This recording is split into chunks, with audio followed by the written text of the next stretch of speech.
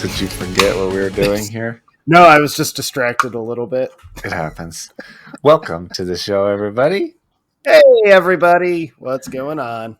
And we're recording, and everything is just hunky-dory over here. We've made sure the red light is on. Triple checked. So, what beer are you drinking today? Well, it's one of my all-time favorites. I think I've actually had it on our show probably a couple times, but I don't care. It goes with today's theme in terms of like the first time I had this beer. Whew, it was glorious. It's glorious. I was in Seattle. I had never been in Seattle before. I was, enjoying a week-long vacation there, and one of my buddies' roommate introduced me to this beer, and it's just always been amazing. So I'm drinking Dead Guy Ale by Rogue. They're based out of Oregon. Yeah, always a good one. Yes. It's one of my all-time favorites. It's always been one of my, ever since Seattle, but that first time was just so glorious. Yeah. Yeah, that I totally know what you mean. Mine is in a very similar vein. I wish that I could try this beer for the first time again, and it's not the same when it's in the can. It's better on draft, obviously, but I went with the classic Sad Panda Coffee Stout. Fucking knew you were gonna do it. I knew it. Yeah. I knew it. Not just to make you jealous, but also a little bit to make you jealous. I know. I'm not gonna lie. I had a quick thought when we decided we were doing this episode. You're to be like, thought. I've been called worse, I guess. But I genuinely debated asking you to send down some Sad Panda because they don't sell it here, and that makes me, sad. That was like another one of those moments of the internal, Jake's going to fucking have Sad Panda on the show. I know he's going to drink some Sad Panda. Oh, 100%. The fucking beer. Folks, if you're in the Fort Collins area in Colorado, yeah, you need to go to Horse and Dragon Brewery and get yourself some Sad Panda because it's just so good. Yeah, it is among the best ever, I would absolutely say. It's so good. But I digress. All right. Hi, Jake. Yes, enough of that Let's nonsense. So, before we do this, you know what time it is. Time for the movie draft check-in. I feel like there should be some like musical celebration or jingle or something, but we don't have one, so we're going to go. There should definitely be that. I don't know. Maybe I'll work on that. But the headline is not too much has changed. You are still very much losing. You're a little loser over there. And Insidious came out recently, which is medium. And Mission Impossible Dead Reckoning Part 1 came out the day we're recording this, and I think it is massive. It's your number one draft pick overall. Yeah. So that's really a big deal, obviously. But yeah, so I think that will take you quite a ways. Maybe you won't be the loser at the end of it. I guess we'll see. Fuck is happening? Just want to throw in that you're losing and you're a loser. So everybody knows. Wow. See how it is. I wish I had any rebuttal, but I don't. Yeah. And I have to resort to just fuck you, Jake. That's fair. That's totally fine. You dick. You are definitely catching up in the rating because of that. Yeah. Because Mission Impossible is very highly rated, and it definitely bumped you. Catching up in the box office. I guess we'll see what happens there. So anything is still definitely possible. We'll see. Man, I need something nice. Yeah. And then the big one comes in a week from now, which is Barbenheimer. That date is going to be a big deal for both of us. I number two overall. I love all the like Barbenheimer, all the marketing for both movies coming out on the same day. I think it's fantastic. I also really like that Nolan and like Cillian Murphy and everyone associated with Barbie, like they've all been talking about, yeah, we're seeing the other movie. We love that this is coming out. Like they're not viewing it as actual competition. They're viewing it as you kind of should, of just like cool movies are coming out. Go watch them. Like I like that. I really like that. Yeah, I think it's good for artists to support artists for sure. I think that's all good. And enjoy your movies right now, folks, because everything just stopped. Yeah, all of the, not only have the writers been on strike, but now all of the actors, or a lot of the actors, have just gone on strike as well. Yep. So most things have shut down. Not everything. It's interesting to see the announcements of what is still filming. It seems to be in other countries generally, but I don't really know what the rules are. I don't really pay attention to that stuff. But some things are still being filmed. Yeah. I've also learned a fun fact where the other times in history, two big movies came out on the same day. My favorite was Blade Runner and The Thing. Yep. I did not know that happened, but that's very interesting. What a week of movies for Blade Runner and The Thing in 1982. Well, that's kind of like, I mean, they didn't come out on the same day, but 1977 was a huge year too of just massive films. Yeah. Oh, 100%.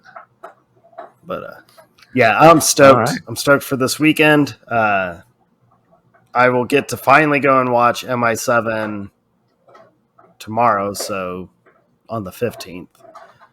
Nice. Yeah. Because, we have to adult and go to work. Yeah. And yeah, one of those things. And then, so next weekend is Barbie and Oppenheimer, and I have my child with me next weekend, and she's like adamant about not seeing either one. And I was like, okay. So I gotta wait to watch both of them until you are not with me. Okay, that's fine. Yeah, that's the sacrifice you make as a parent. But it made me laugh that like the movies that I'm most excited for this year, I'm like, and yep, gotta wait just a little bit longer. It's okay. I just think it's funny. And I guess The Flash is officially the biggest comic book flop of all time. Which is 200 million. Crazy to think about because it actually has a decent rating on IMDb. I wouldn't say it's the worst superhero movie I've ever seen. It is kind of shocking that it's a bigger flop than that Fantastic Four wannabe reboot they did a handful of years ago. What a shame. What a shame. They had perfect opportunity. They had perfect subject material that would actually lead into or help promote this whole reboot in DC. And they kind of just shit the bed with it. But it is what it is, man. Yeah. Yeah. Yeah. I mean, they overhyped it, I think, is part of the problem with 100%. James Gunn saying it's one of the most amazing superhero movies ever made. And then, everybody knows that Ezra Miller sucks and nobody wants to support it anyway. Yeah. Like, turns out that dude kind of turned into a big old douche. So, it is kind of a shame. I was very excited for it. And to see it bomb the way it did is kind of disheartening.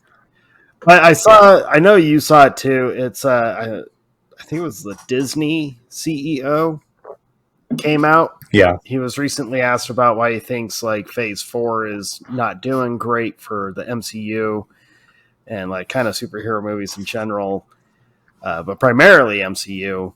And he flat out, I think he nailed it on the head of talking about like they're trying to pump way too much out, so no one's focusing on like quality They're just trying to get stuff out.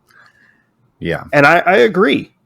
I think they should kind of try and go back to how it was during the first 4 years of MCU. You get maybe one a year, Mm-hmm. and you call it good. Yeah, one or spread two it a out. year, and you call it good. I also think they need to get away from all the shows, all this extra content. Like, stop it. Just stick to the movies. Or pick one or the other, you know? Starts to feel like homework after a while. It does. I'm not going to watch the shows. I watched that Werewolf at Night, which was actually really good, but they're not going to do anything with it ever.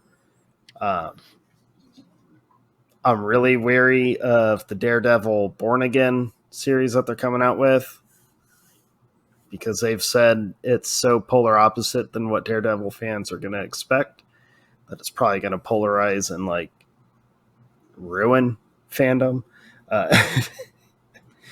Yeah. We'll find out, man. We will find out. Yeah, absolutely. Hopefully they get their shit together. As a comic book fan and comic book movie fan, I'm like, I really hope they course correct. I am very excited for Deadpool 3, although as exciting as it's been to see all the stuff they're sharing from it, Mm-hmm. I think they're sharing too much. Yeah. But then especially with the set photos and details and stuff. I mean, it's I think showing the suit was cool. That made sense to do because everyone wants to see the yellow and blue. But the constant barrage of, oh, these people are in it, these people are in it, these people are in it. It's a little all right, leave something for the excitement. Let us just go and enjoy the movie at this point.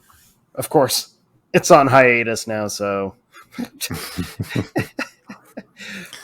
yeah, we'll see what happens. We'll see what happens. But we have movies currently. We have movies to watch and have watched. So let's do this. What new movies have you watched, Jake? I forgot to say last time that I watched Black Mirror season 6. Okay. Last time, and the first episode's good. Second episode's different. Third episode's good. Last two are not really Black Mirror at all. Second episode's kind of not really Black Mirror. So I'd have very mixed feelings about it. It was good generally. The things were good. The clips were good, or the episodes, I guess, were good, but they weren't really what I would expect or want from Black Mirror generally. So I haven't watched it in so long. I would be really curious to watch the one with Annie Murphy. Yeah, that was the first one. Okay. I like that one a lot.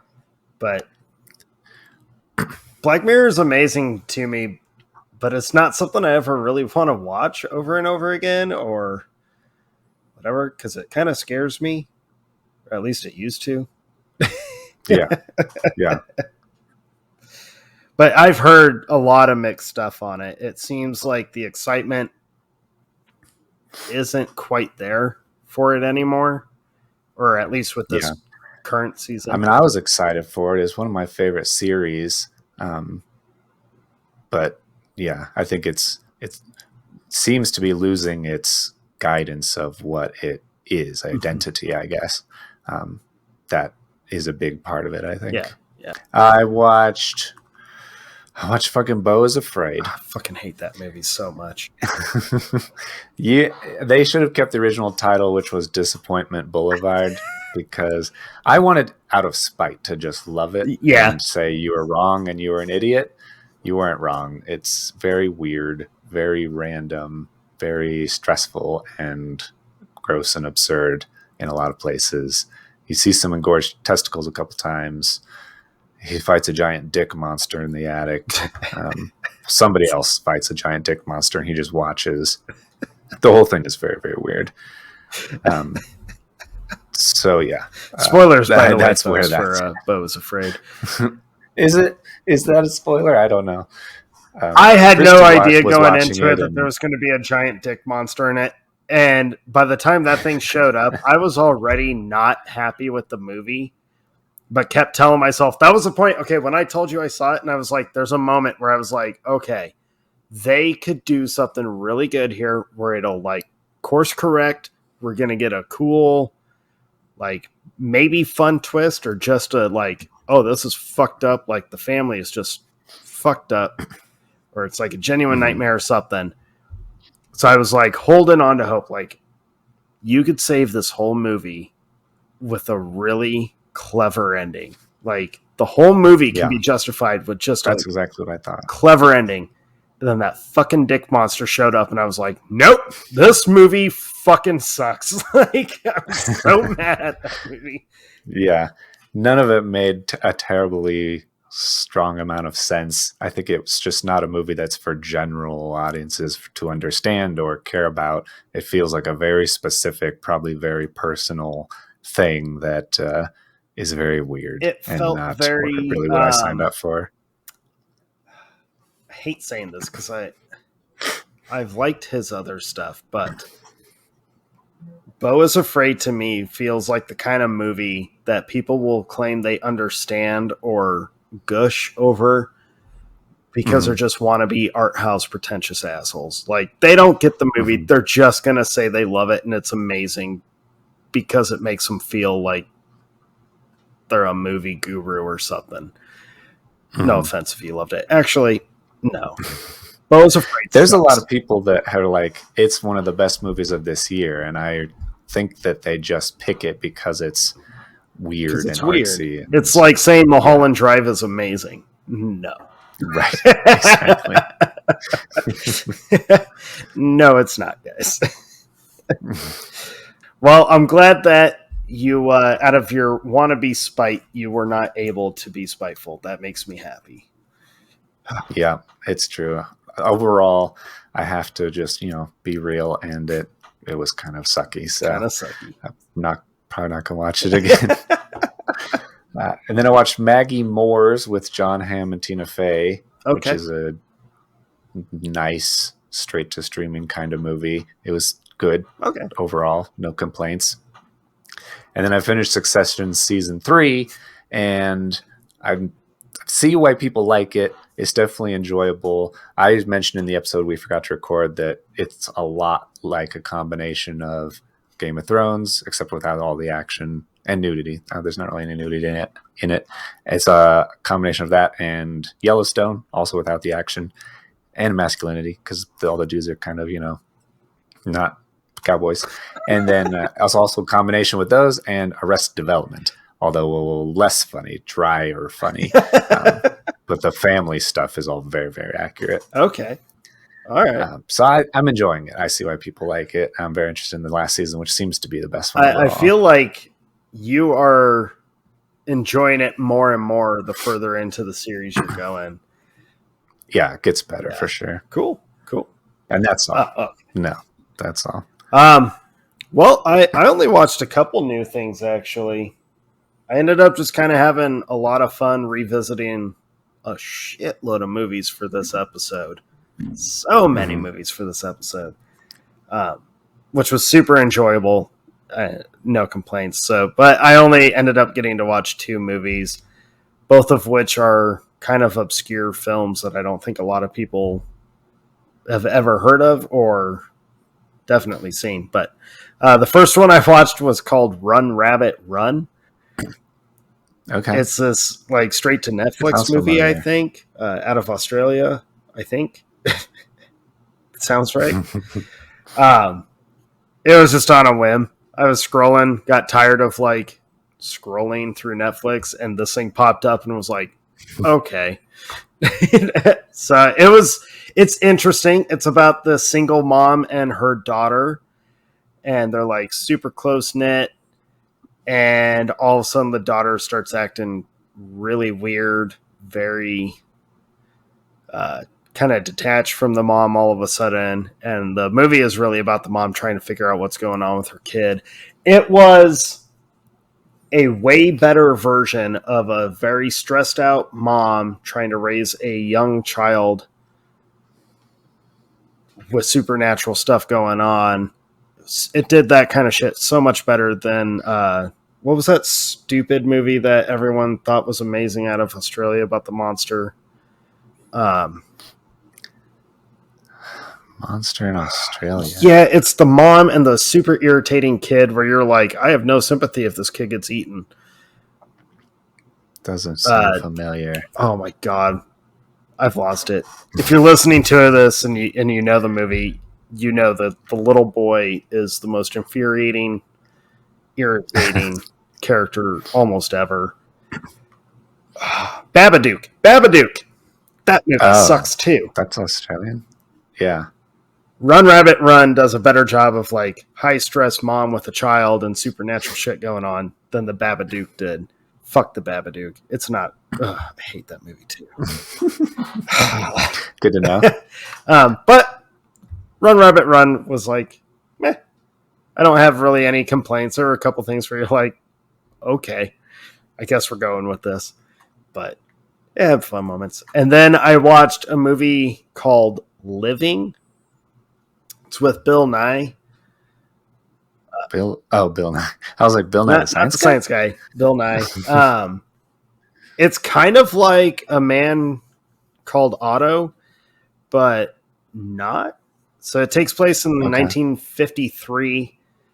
Bill Nye plays this like super old dude. They work at this government office, and he's pretty rigid, pretty like not angry or really even abusive. He's just very rigid, doesn't joke around any. He gets told that he's terminal. Yeah. And it sounds like a very basic, he's told he's terminal. He goes and lives his best life ever. They do it in probably the best way I have seen in a long time because it's not like over grandiose. You know, it's pretty, he's an old man. The acting is amazing from Bill Nye. It is like, holy shit. He has scenes, very subtle, little facial expression, little ticks that he does, whatever.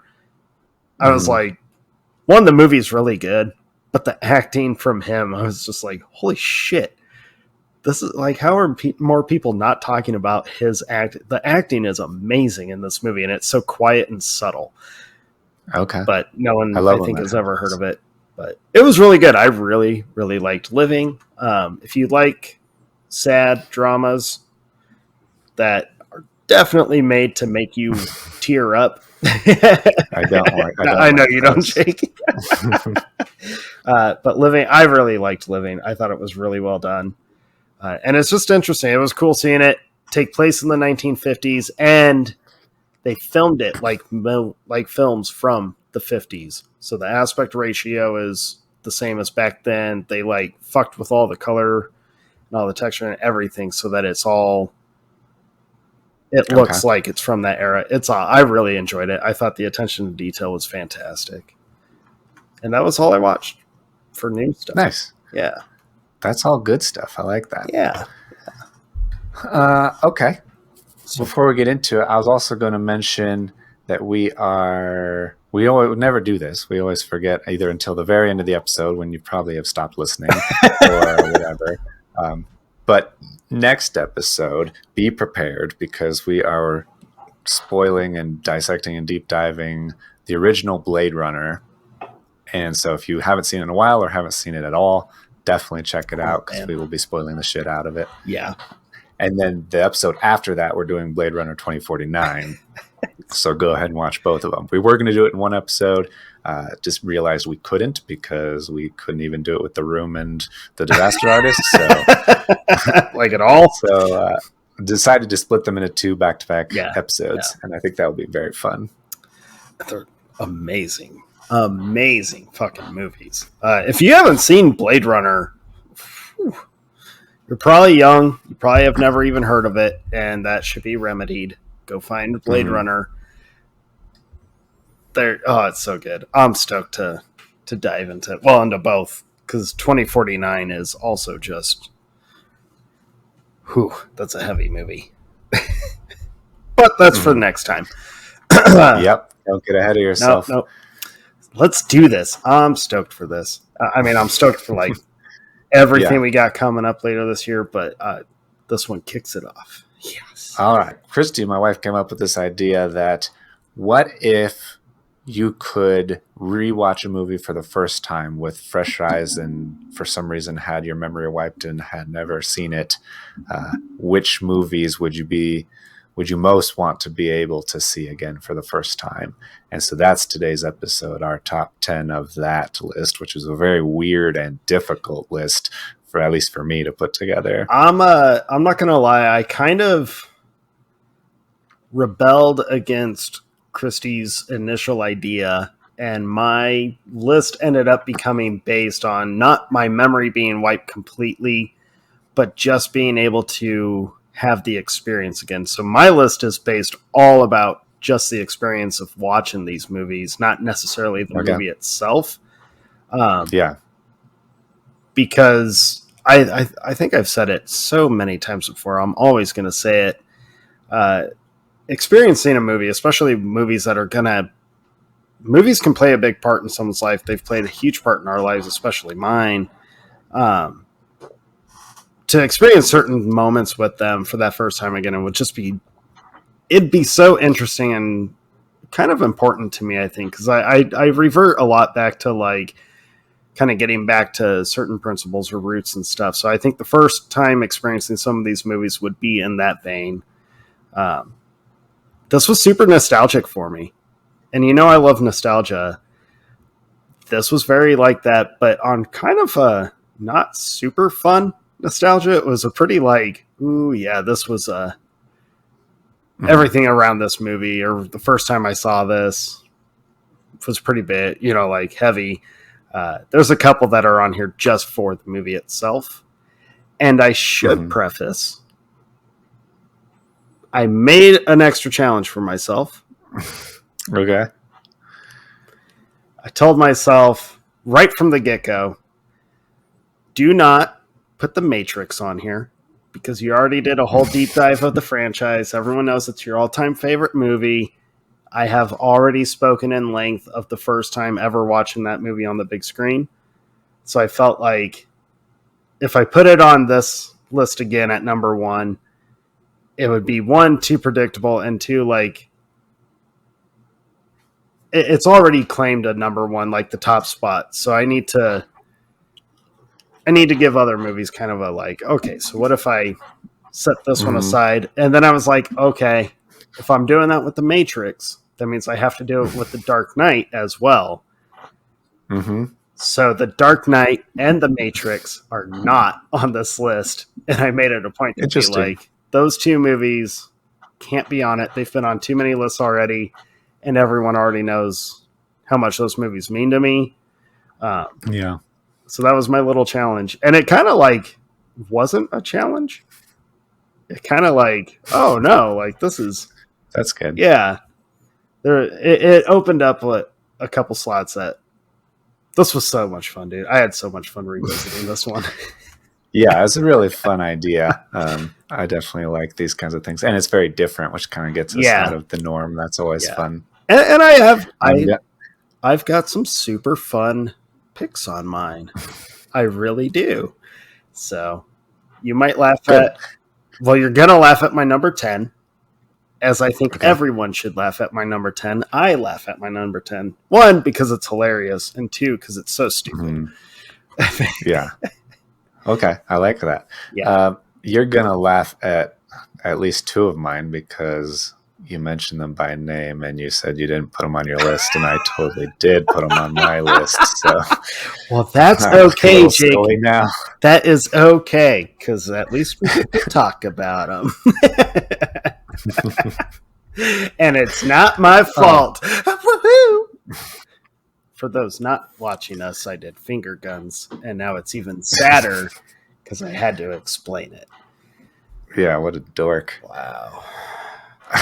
All right, you want to do your number 10? Let's get into it. I'm just going to drink my beer in sadness and shame. Hey, I have Sad Panda Coffee Stout if you want any sadness-related beers. I'm just going to pull the pose of the dude on the beer can. Just that sad, like, curl up in a corner and skeleton emo look. All right. So my number 10 was actually the first movie I ever saw in the theater without like an adult. So Oh parents wow. weren't Okay. there. My brother was not there. It was me and one friend. Our parents decided it was okay to let us go to the theater alone. And so this was the movie we went to. And by the time I saw this by myself, I had already seen dozens of movies. But as a little kid, that first time when like you get to go and do something without mom and dad, it can be kind of cool, or at least it was for our generation. This current generation probably wouldn't know what to do. Much offense to you kids. Much offense. I will say, I was looking at our analytics, and like 80% of our audience are younger than us, like below 35. So I've offended our demographic. I'm sorry, guys. Yeah. I'm not, but I'm so sorry. But this was like a big deal, and I remember it being a big deal to me, at least. Just being able to go buy the ticket. I was so young when I went and saw this movie, and I remember we sat like a couple of idiots. We sat in the front row, and this was like before you had recliners. That's what you do when you're a kid. Yeah, that's what you did as a kid. You thought it was cool. And so my number 10, just experiencing that first time of like movie going independence. Mm-hmm. That's what had to, I was like, there's no way I can't have this movie again. And I as a grown man in my mid 30s, I still watch it. I just watched it like 3 times in the last 2 weeks because it's just fun. So my number 10 is Good Burger. Love Good Burger. And it's just that first time watching it, one, like I was so young, and the kind of like kid laughter, I remember just laughing hysterically as a kid. And kids have such a different kind of laugh. It's so pure. Yeah. And yeah, it hits your like whole body funny bone. And especially those Nickelodeon movies, they got kids. 100%. And I just that experience and that movie alone was like, it's fantastic because it's so ridiculous and it's so stupid. I think it's funny that Mondo Burger, in a weird way, has become kind of a reality of everyone pumping weird chemicals that should probably be illegal into our food. But everyone just keeps buying it, yours truly as well. So, because it's weirdly delicious. It's weirdly delicious. So, yeah, Good Burger is my number 10. It's just, it was such a fun experience and it's such a fun movie. Yeah. And I think it'd be really neat to experience that kind of thing again. So, yep. Yeah. I love that childhood wonder aspect of it. I definitely considered some of those things as well. And yeah, Good Burger was one of those movies that was infinitely quotable when I was a kid. Oh. It was like our junior high version of Anchorman. It was just the best or whatever. Fuck, dude. I guess middle school. Just a few days ago, maybe not even, coworker and I, he's my same age. Him and I quoted Good Burger together. We did the whole Welcome to Good Burger. Like, we just did it. Home with a Good Burger, yeah. It was awesome. Of course, the kids in our office was like, what? Don't ask. Yeah. It's a millennial thing. It is. All right. Well, mine is very, very different from yours. Mine is very intense and scary, and I guess not terribly scary, but just it's a thrilling movie with one character ever on screen, and it's such an intense movie, especially the first time when you have no idea what's going on or how it will end, that I would like to experience that again. So my number 10 is Buried, which a lot of people haven't heard of, but Ryan Reynolds plays this. He's like a military contractor who's in like construction or something. And he just wakes up in a coffin underground, extremely claustrophobic. The whole thing's shot within the coffin. He tries to figure out where he is, tries to figure out how to get people to tell them where he is so they can help him get out. I think there's like one or two other actors because he does make a phone call out of there.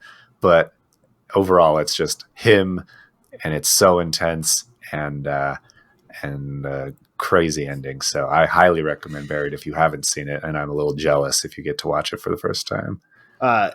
I'm not generally like a claustrophobic guy, at least when I'm watching a movie. But yeah, Buried is. I watched that first time I saw it. I was just at home, nothing special, but it was like late at night, and I watched it like late at night, so everything was turned off, so I didn't wake anyone. And I remember finding like a couple moments of just being like, "Is it hard to breathe? Like, am I?" Or you do that like.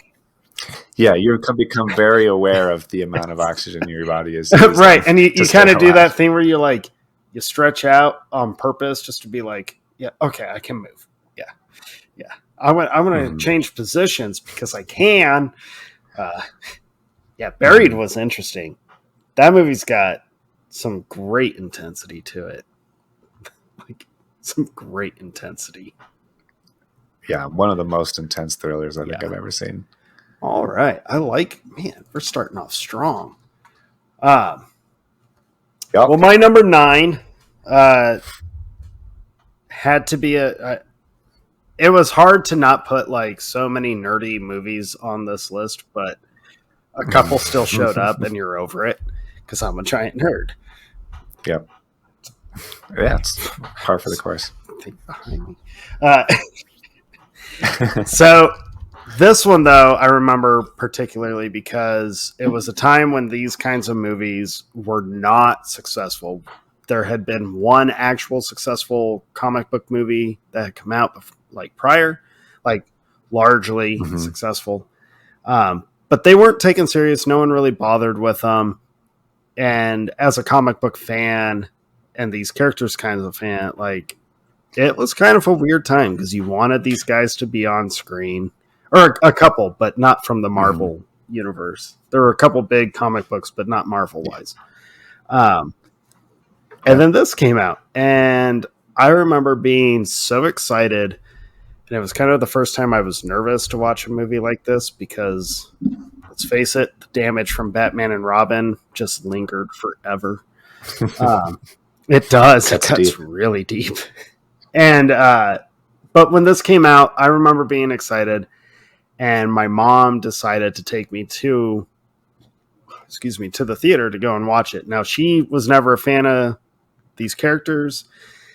And to her, it was just kind of a like, my kid likes it, so I guess I'll just take him to it. It'll be a, mother-son bonding moment, which I respect and I enjoyed it. And I like that she took me. I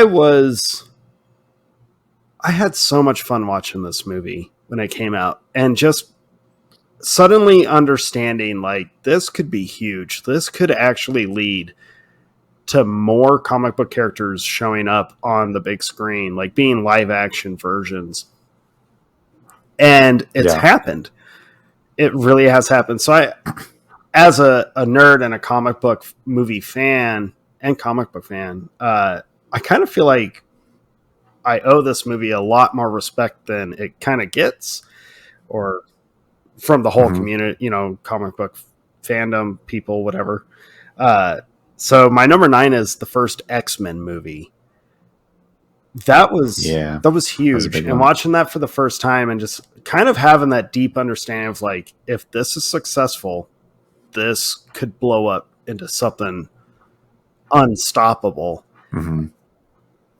And whether it's been shitty movies or mediocre or amazing movies, one thing has been pretty common for me in watching all of them is getting to see a lot of these characters kind of come to life. And it's really cool because before X-Men, I don't think anyone thought it would happen. I mean, Blade prior to X-Men was the only successful Marvel movie, but no one realized it was a Marvel movie.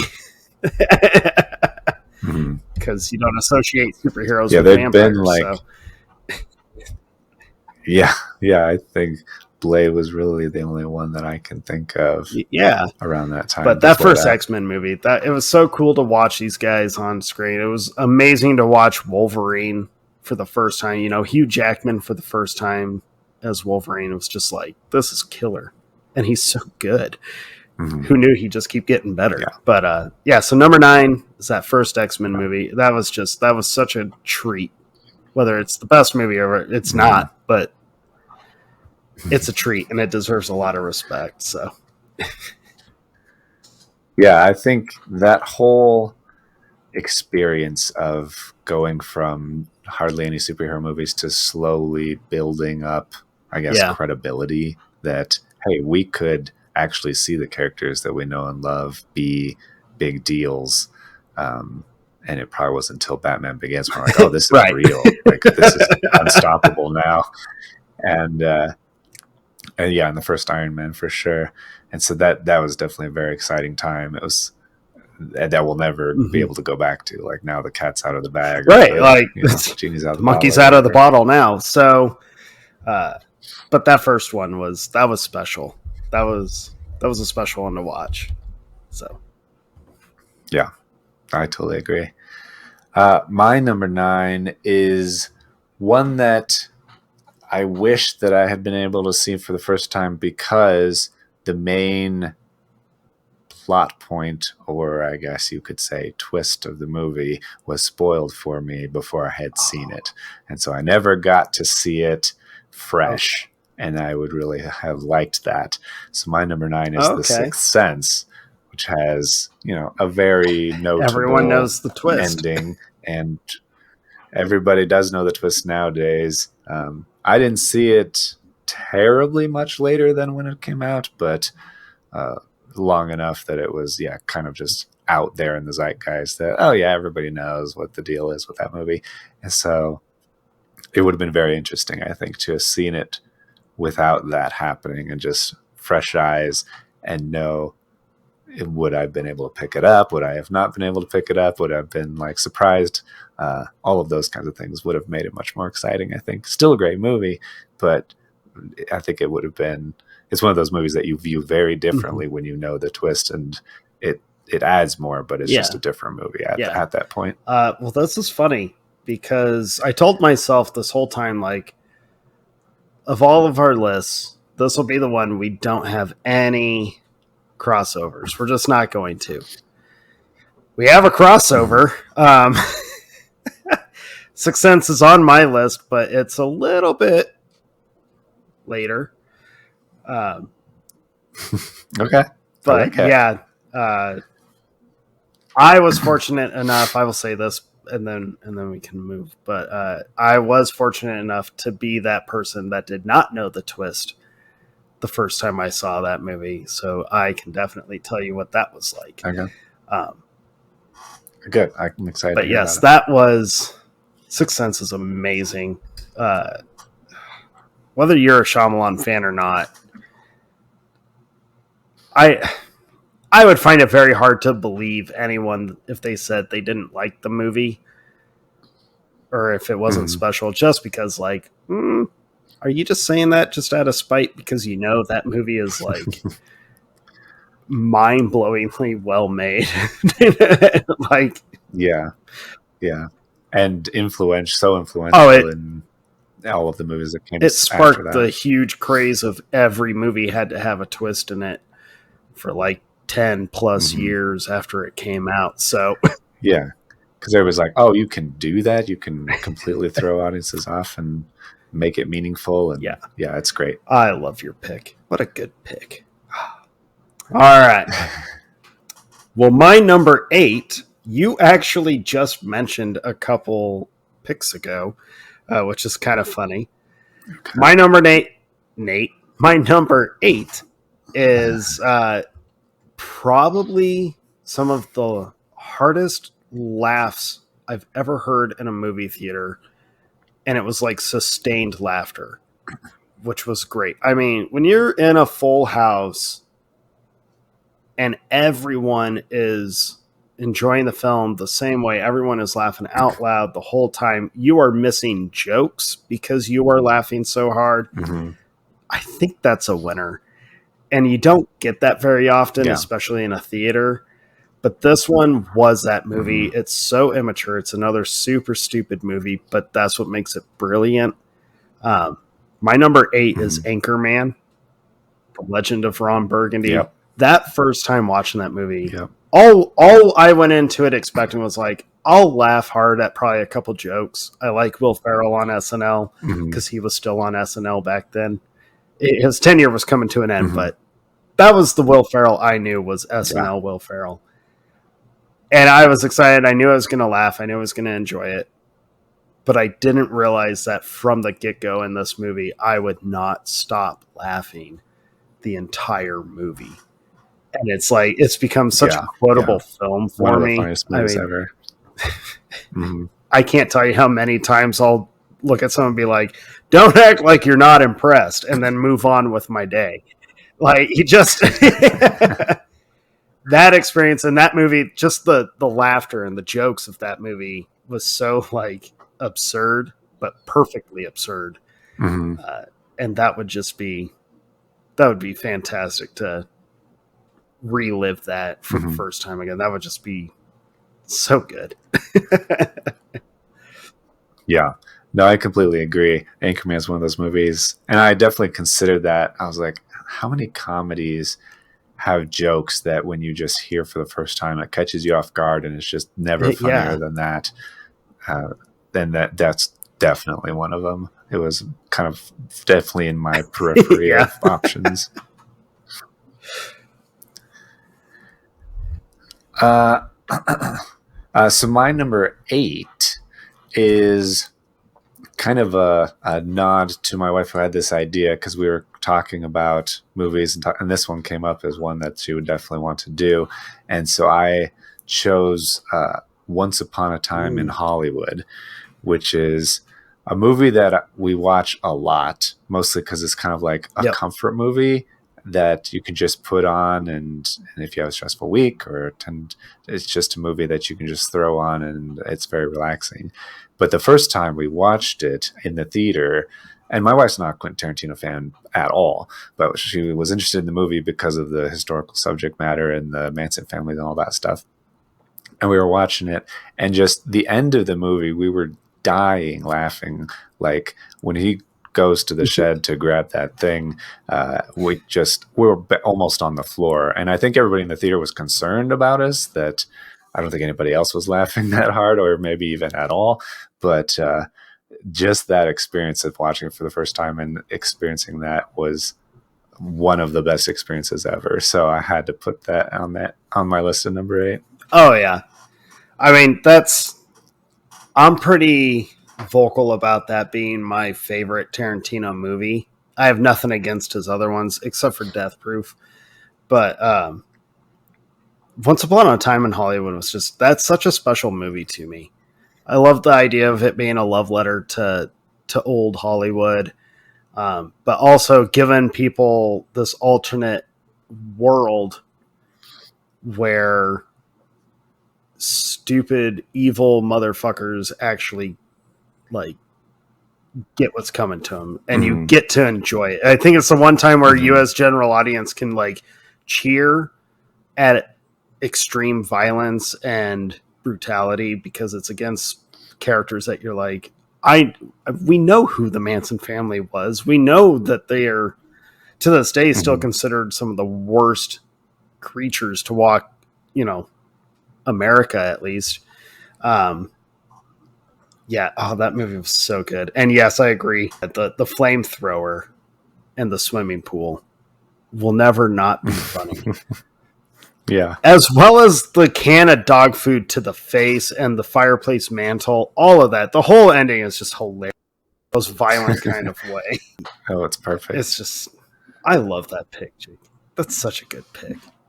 All right, so my number 7, it was one of those movies where like I had heard about it. It was when I was really starting to get into, I think my fandom of film was really growing, and it helped especially when I was working at that video store. The movie, I've never seen anything like it, never will. there's simply no other movie anywhere near just how this one was made. But it was hard to understand a film when you're told that moves backwards, but the storyline is actually like moving forward. So you understand the whole movie, even though it starts at the end and you only get snippets of like what led up to the previous scene. And then for it to make sense, I've still like, there's so many times when I rewatch it where I'm like, how the fuck did this movie like accomplish this? So my number 7 is Memento. I'm still blown away by that movie every time I watch it. And that first time watching it, though, I remember when the credits started rolling and just being like kind of awestruck because I didn't know how to comprehend what I had just watched. Like, what? To this day, it's my favorite Guy Pearce movie. I wish he would work with Nolan again. Yeah. I wish their schedules would align or whatever, or if I don't think anything bad happened between the two. But it's just, Memento blows me away every time. And experiencing it again for the first time, I feel would just be like, it's one of those movies where you want to show so many people it just so you can watch them as they watch the movie and just see the confusion, but the understanding. And like, how is this movie realization making sense? Oh wow, I can't believe that actually tied into what we just watched. It's just, that movie is absolutely incredible. So number 7, I feel the exact same way. I've recently learned that Christy's never seen Memento. Oh my god! Because we were talking about watching all of the Christopher Nolan movies leading up to Oppenheimer, right? And she's like, I don't know what Following is, and I don't know what Memento is. I was like, oh my god, we're gonna watch Memento. It's gonna blow your mind. I can't wait. It's so good. Yeah, it's incredible. Yeah, so that's my number 7. That would be Memento. That's a good one. Yeah. My number 7 is it's a very interesting movie that I think came out in 2006, and in a lot of ways seems like it predicted a lot of the things that we're in now. And so it would be very interesting, I think, to watch it for the first time now and be able, I don't know if it would feel, I don't know what it would be like. And that's why I want to do it. I want to be able to watch it with fresh eyes for the first time now and be able to know if like the jokes seem funny or if they seem too real and like it's just based on real life now. So my number 7 is Idiocracy. Oh God. And it came out at a time when social media wasn't a thing. Influencers weren't a thing. Everything was much simpler, but it also grasped human beings and kind of how we are and how dumb we are and the things we like. And, well, yeah, those plants need electrolytes, man. It has electrolytes. I don't know. Yeah. And so it's just, the jokes are so great. I think it would definitely hold up, but it might be a completely different movie if you watch it for the first time today. So if anybody out there has never seen Idiocracy, let me know after you watch it what you thought of it, because seeing it back in the day and seeing it over time, it's always funny, but you always think of it in like the time frame of that you saw it first in, and that's kind of the frame of reference, I guess. It's always that movie where the first time I watched it, it was hilarious because of just how stupid it was. Mm-hmm.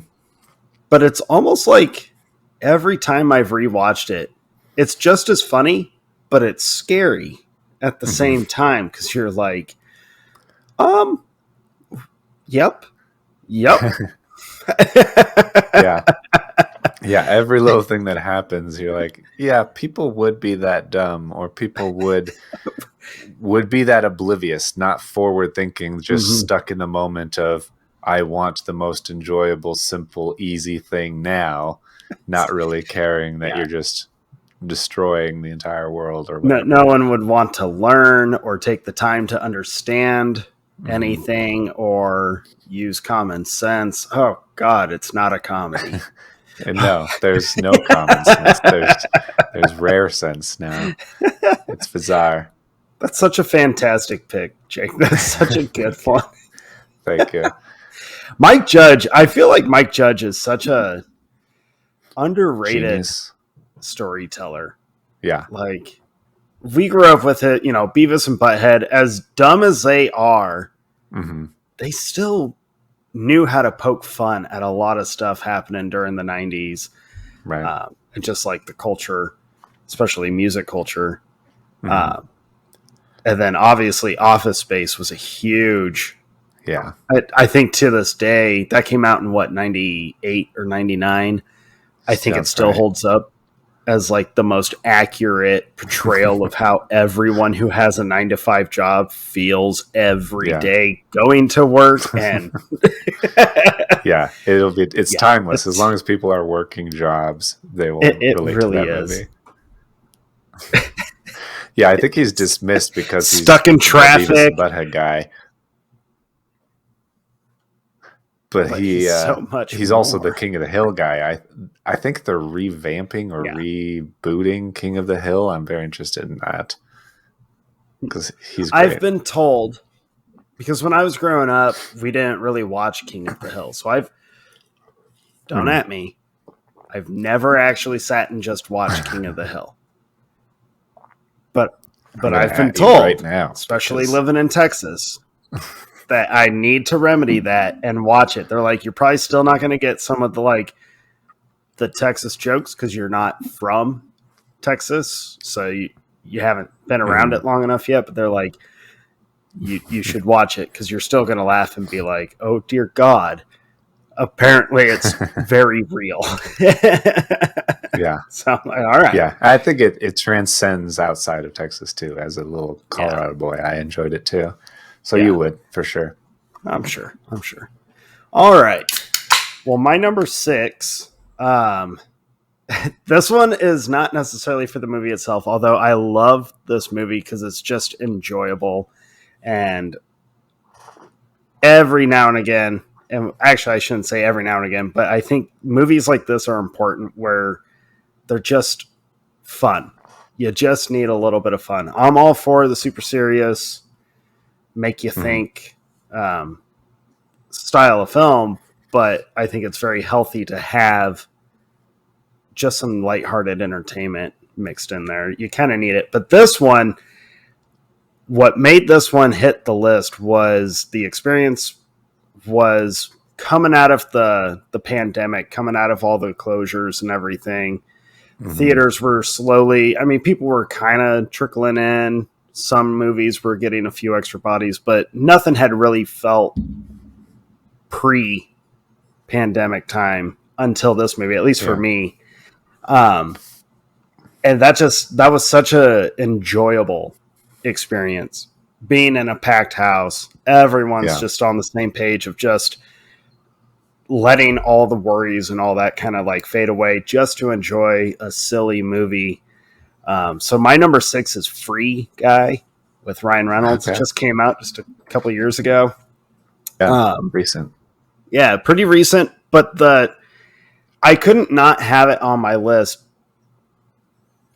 primarily because the experience of just finally feeling that like resurgence of the theater, that movie really kicked it all back into gear, at least in my opinion. And from what I experienced in the screen or in the showtime I went to, it was just leaving that theater was just such a joy. And it was just like, as a fan who's like a huge advocate for go to the movies, this was such a like, yes, validation. This is like, get out of your house again. Like, don't rely on streaming on HBO Max. Don't rely on this. Like, go. So it was just, and it helped that the movie is very entertaining. It's fun. It never takes itself too serious, which I think is good.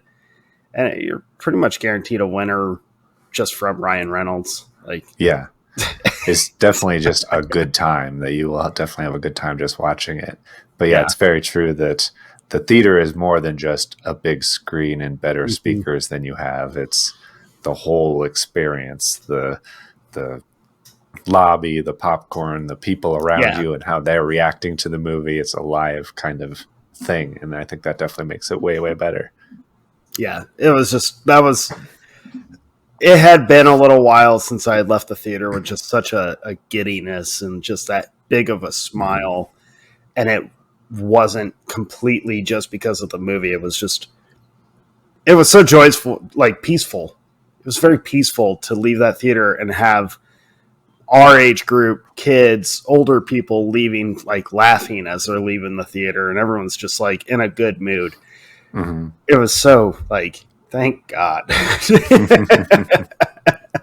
So I had to have it on there. Okay. Yeah. Before I go, question for you, because you've said this a couple of times, and I just want to get the feel if I understand where you're coming from. When you picked your picks for this list, were you thinking like, I want to be transported back in time to that time I saw it and the way I saw it? Mm-hmm. Or are you thinking, I want to see it now as the person I am now for the first time with the additional differences or experiences? It was kind of a combination of the two. Okay. Yeah, it was kind of a combination of the two. When I sat down with this list, I really wanted, I really focused on just the experience of like what movies were like, they made an impression on me, just not based on the movie itself, but just the overall, what did that movie do to me post watching it or during watching it? So it was like a combination, because I know I've said it with some of the movies that are going to show up on my list here in a little bit.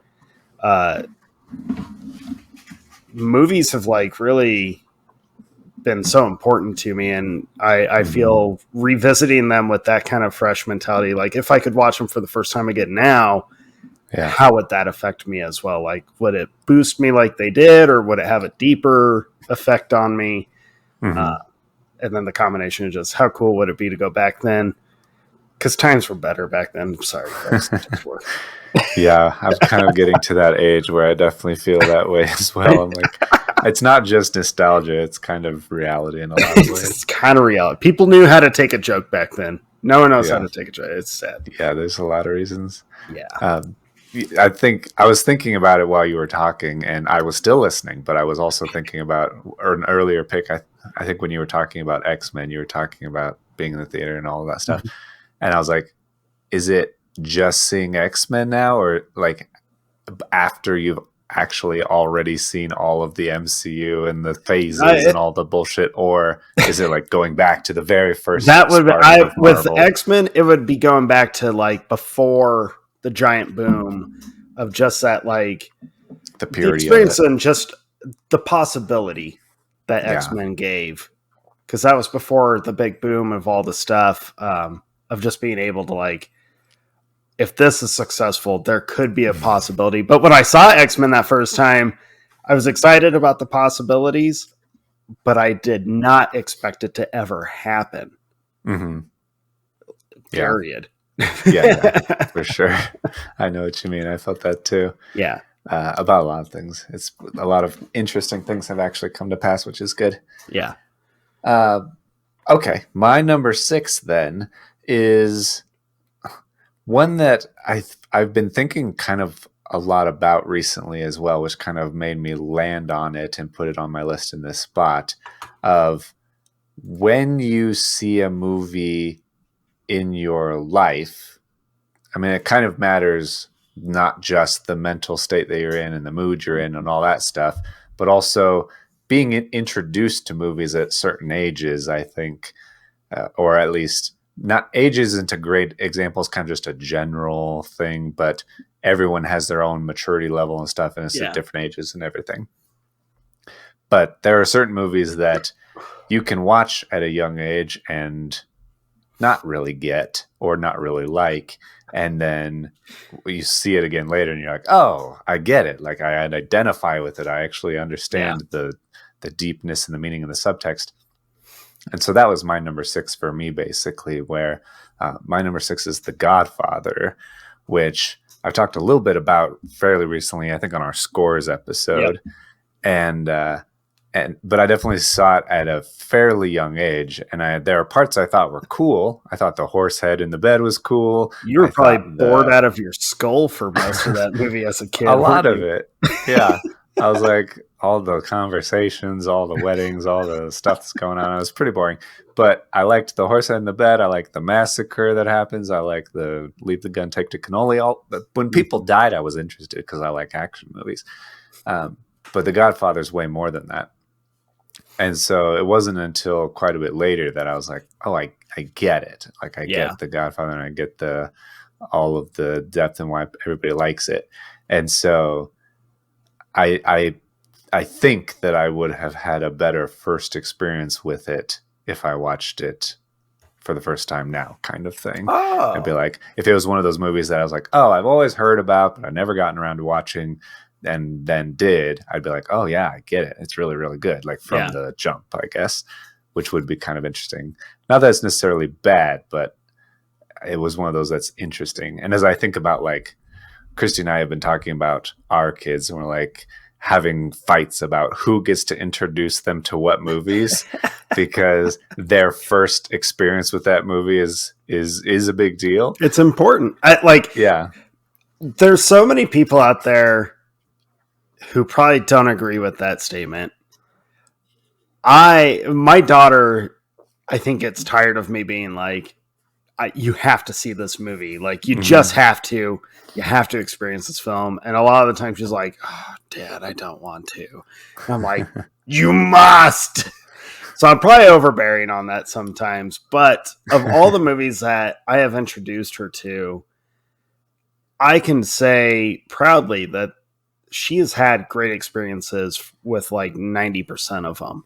Mm-hmm. Where she has enjoyed them. She's laughed her ass off at most of them. I found out that my daughter, like me at that age, really likes the stupid slapstick, like, sports comedies. So, I mean, we've watched Happy Gilmore numerous times. She thought Hot Rod was freaking hilarious. Like The Waterboy. When she watched The Waterboy, she imitated his sound effect for a good while after. And that was just a few months ago. But to me, it's important. Mm-hmm. And because it's a bonding thing. It's one of the ways my parents and I bonded. It's the way your parents and you bonded. Definitely. And it's a way that Monica and I have bonded. So I'm with you, man. There's been times her mom and I have been like, earlier, there's one set of franchise that I know my daughter's mom is like holding on to, just like, I can't wait to introduce her to this because it's her favorite franchise. And every time I'm like, would you just show her already? And she's like, no, what if she gets bored with it? And I'm like, just show her. But I think it's important. And I think age does kind of change like how you're going to perceive a movie.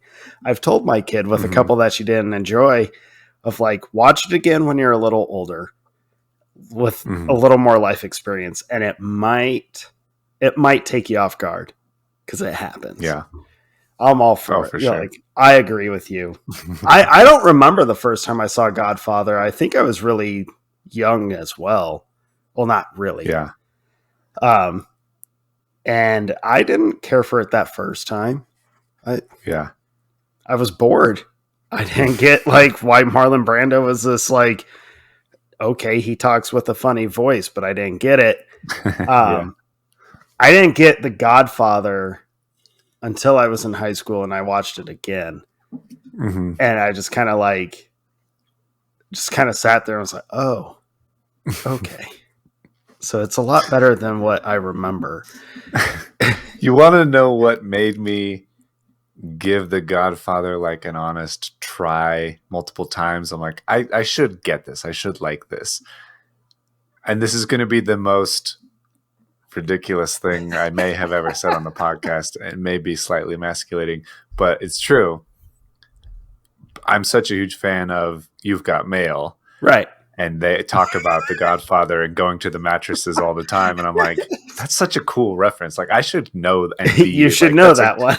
In order to be like a guy's guy, I should know I should know The Godfather. So As I'm watching rom-coms with my like. There you go. There you go. So stuff. Yeah. So we have Nora Ephron and Tom Hanks to thank for you rewatching Godfather, huh? Meg Ryan, but yeah. Yeah. Well, Ephron directed it, didn't she? I don't know. I think she did. Know. I only that's care for about a different the time. love. But that's a good. I care about that. I'm not going to judge you on that. I think that's totally valid. You got put in your place by Greg Kinnear and Tom Hanks in that movie. Yeah, and you were like, okay, let's see what the big deal is. Yeah, exactly. You're right. Nora Ephron did direct it. Well done. All right. So 5. Woo. That's a great pick, Jake. I like that. I like the thought behind that one that you have. I really like that. That's pretty cool. So my number 5 is our crossover with The Sixth Sense. Okay.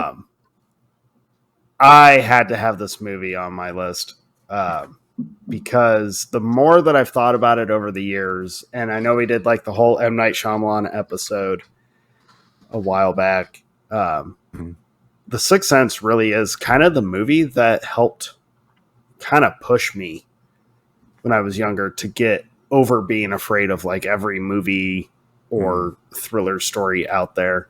It scared the ever living shit out of me when I watched it. Interesting way to do it. But it helped because like it really did help me kind of like I was terrified for I don't even know how long after watching it that first time. But it really kind of pushed because I think it's just one of the most brilliant movies. And I did manage to get that first time I saw it, I had no clue about the twist. I had no clue. I was very naive and innocent that first time watching it. So I can tell you, I remember I was having a sleepover at a friend's house. I think I told this whole story on our M. Night episode, but most of you probably haven't heard it because that's an old episode. So I had told my friend's parents that my parents had given me permission to watch this movie. Knowing full well that my parents were very adamant about not letting me watch this movie, but I thought I was being sneaky, right? Yeah, sure. Right. They're not there.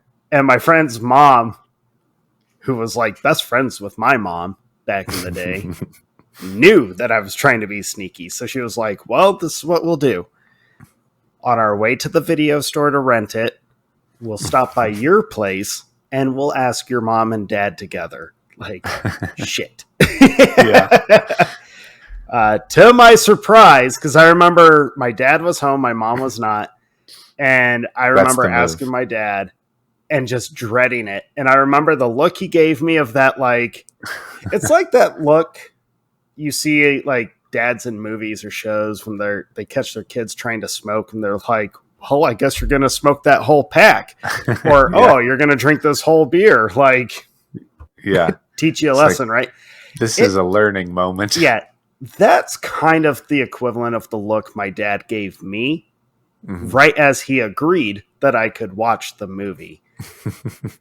And I remember being all like, yeah, we're going to watch The Sixth Sense. All right. And I remember we rented it. I was all stoked. I was excited. And then we ate dinner there. And then it was movie time. And I went from being super excited and like, this is great to like, oh no, what have I done? Like, maybe there's a reason my parents don't want me to watch it. Right. But that whole time, first time watching it, I couldn't move. Like, I laid on the floor frozen because it was just like, this is so, I was young, but it was one of those movies where you just understood immediately how well written this movie was. Everything with Cole is just so perfect. Him and his mom is just perfect writing. Everything with Bruce Willis's character, it's perfect. And then the twist happened. And I remember the four of us, my friend's parents, my friend and I, when the twist is revealed, I remember all four of us were just like, what? Like the jaws hit the floor. Like all four of us were just dumbfounded. Like, no fucking way. Are you kidding me? Yeah. And I remember the next night, I convinced my mom and dad to go to the video store and rent the movie because I was like, you guys have to watch this movie. It's not what you think. It's so good. It's so good. We watched it again, and I remember my mom being like, I don't care for this, because that's what she always says. Right. And my dad just was kind of like, yeah, it was all right. Crazy ending, but yeah, it was all right. That's not bad. And then I didn't sleep for I don't even know how long. And I couldn't walk into my room and get close, like within arm's length of my bed, because my bed was raised off the floor. And I was like, there's no way. There's no way. If I woke up in the middle of the night having to go to the bathroom, it was like, you're holding it. This is just going to suck. Yeah. Yeah. It's better to have to pee than to die. Right. Then be attacked by like a suicide in the kitchen. Like, nope, I'm good. But I wanted it on my list because that movie made such a deep impression on me. And I think I've kind of taken it for granted for so many years on just how big of an impact that movie made on me. And every time I rewatch it, though, I'm constantly just like, it's so good. Like, how do you make a movie this fucking good? Right. And I think it would be so cool, whether it be now to rewatch it for the first time without knowing any spoilers, or going back to that time, maybe not relive like the can't stand near my own bed. All the trauma. Right. Yeah. But just experiencing that movie with fresh eyes, not knowing anything about it going into it, that would be so cool to re-experience again. Because that movie really did. Like, it stands on its own. There's plenty of movies with great twists and shit in it, but Sixth Sense is special. Yeah. It just is. So yeah, it's the gold standard basically of twists. Every time anybody talks about a great twist, Sixth Sense comes up 100% it's like the immediate, like, well, on a scale of like every other 2000s movie, right, or the Sixth Sense, you're like, okay, it's not quite as good as Shyamalan did, but it's still really good. Yeah, exactly. Yeah, that's going back to what we said before. That's another reason why 1999 was just a way better time, because you could not see a movie in the theater. You could go to the video store and rent it and still have not had it spoiled for you yet. Yeah. Like, now spoilers are posted the day a movie releases online, or 2 weeks before, or in the case of Deadpool 3, like a year before. Yeah, it's part of like the news about it, quote unquote. Which sucks. You're taking away. I view that as you're taking away the time, the effort, the work that so many people have put into that project. You're taking it away. Yeah. Like, you're just pissing all over it when you just like, I'm going to just spoil everything so no one goes to the movie because they don't have the attention span for it anymore. Like, go to hell, TikTok. Go to hell. Yeah, it's the idiocracy thing. It's like, I would rather get a couple of tidbits of information than actually experience the full unmolested, the whole story, the whole experience that the filmmaker intended, fresh. That's why I like, if there's a movie I know I want to watch, or from a filmmaker I know I'll obviously see, like Oppenheimer, I don't watch any trailers. I watch like the teaser that like shows some fire and explosions and not really anything. I'm like, yeah, 100%. I'm going to watch the movie. I'm not watching anything else about it. Luckily, with like a movie like Oppenheimer, you kind of already know the story. Well, those of us that actually were educated on World War II and who Oppenheimer was and the bombs, and we kind of know how that story goes. Yeah. Yeah, I don't even know what actors are playing what characters other than Cillian Murphy. I don't really care. Like, I know there's a lot of cool people in it. That's great. I just want to see the movie. Yeah. I think it's cool seeing the love that the cast has for this movie. Before we were recording, I saw an interview with Matt Damon about what it was like working with Nolan on this film and kind of the approach that they had with it. You and I have been watching Matt Damon since the early 90s. Matt Dude, Damon. we've watched him and Ben Affleck's careers pretty much from the start of their careers. Yeah. I've seen Matt Damon do a lot of interviews. I've been a fan of his forever. This might be the first time I've ever heard this guy sound so excited about a movie he's in. And he's like completely stoked to be a side character. Yeah. He's a supporting character, and he's like the most excited he's ever been. Same with Robert Downey Jr. He flat out came out and said, was like, this is the single-handed, like, best movie I've ever been in. It's the best, most important movie I've ever done. Like, yeah, I saw him say that after playing Iron Man for so long, he didn't even know if he had the acting chops to like do a movie of this sincerity and scale and everything. And it's exciting to see everybody who just loves working for the guy. Yeah, it's, as a movie fan, it's exciting to see that excitement from them. So, but we've gone off topic. I'm not sure how we went from The Sixth Sense to Oppenheimer, but anyway, my number 5 is a movie that is one of my all-time favorites. Not near the top, I don't recall, but it is one that I've talked about several times on the podcast. I think all of my top 5 I've talked about a lot on the podcast, so just kind of strap in. But it's from a different perspective, so it's totally different. My number 5 is Drive, not just because it rhymes, but because it's such a perfect vibe movie. Like, you put on Drive, or you start watching Drive for the first time, and the first scene, the bank robbery or heist or whatever, and when he does the driving and goes to the basketball game, and all of the credits, the music, everything is just so perfect. And I just love how you feel watching it. I mean, it was a movie that feels like it was tailored for me. Mm-hmm. I like a lot of Nicholas Winding Refn's stuff, but Drive is head and shoulders above the rest. And I just remember seeing it the first time, really digging the beginning, the first half, and it's kind of a cool romance movie, but also some underlying crime stuff. And then it just turns into a super violent vengeance movie, and my jaw dropped. I was grinning ear to ear and immediately in love with this movie. And so I would very much enjoy that again. I enjoy the movie every time I watch it, but at that first time and not knowing where it's going, I think that it unfolds in a very unique way that is so enjoyable to see that first time, that I would love to do that again. Oh, I thought I had a burp. Yeah, you do. You and I both mention a lot of the same movies, but get over it, people. We love these movies, okay? We're always going to find a reason to put them into a conversation. We just will. It's like Jake with wrestling shenanigans. Macho 3 years later, and he's still doing it. So, oh yeah.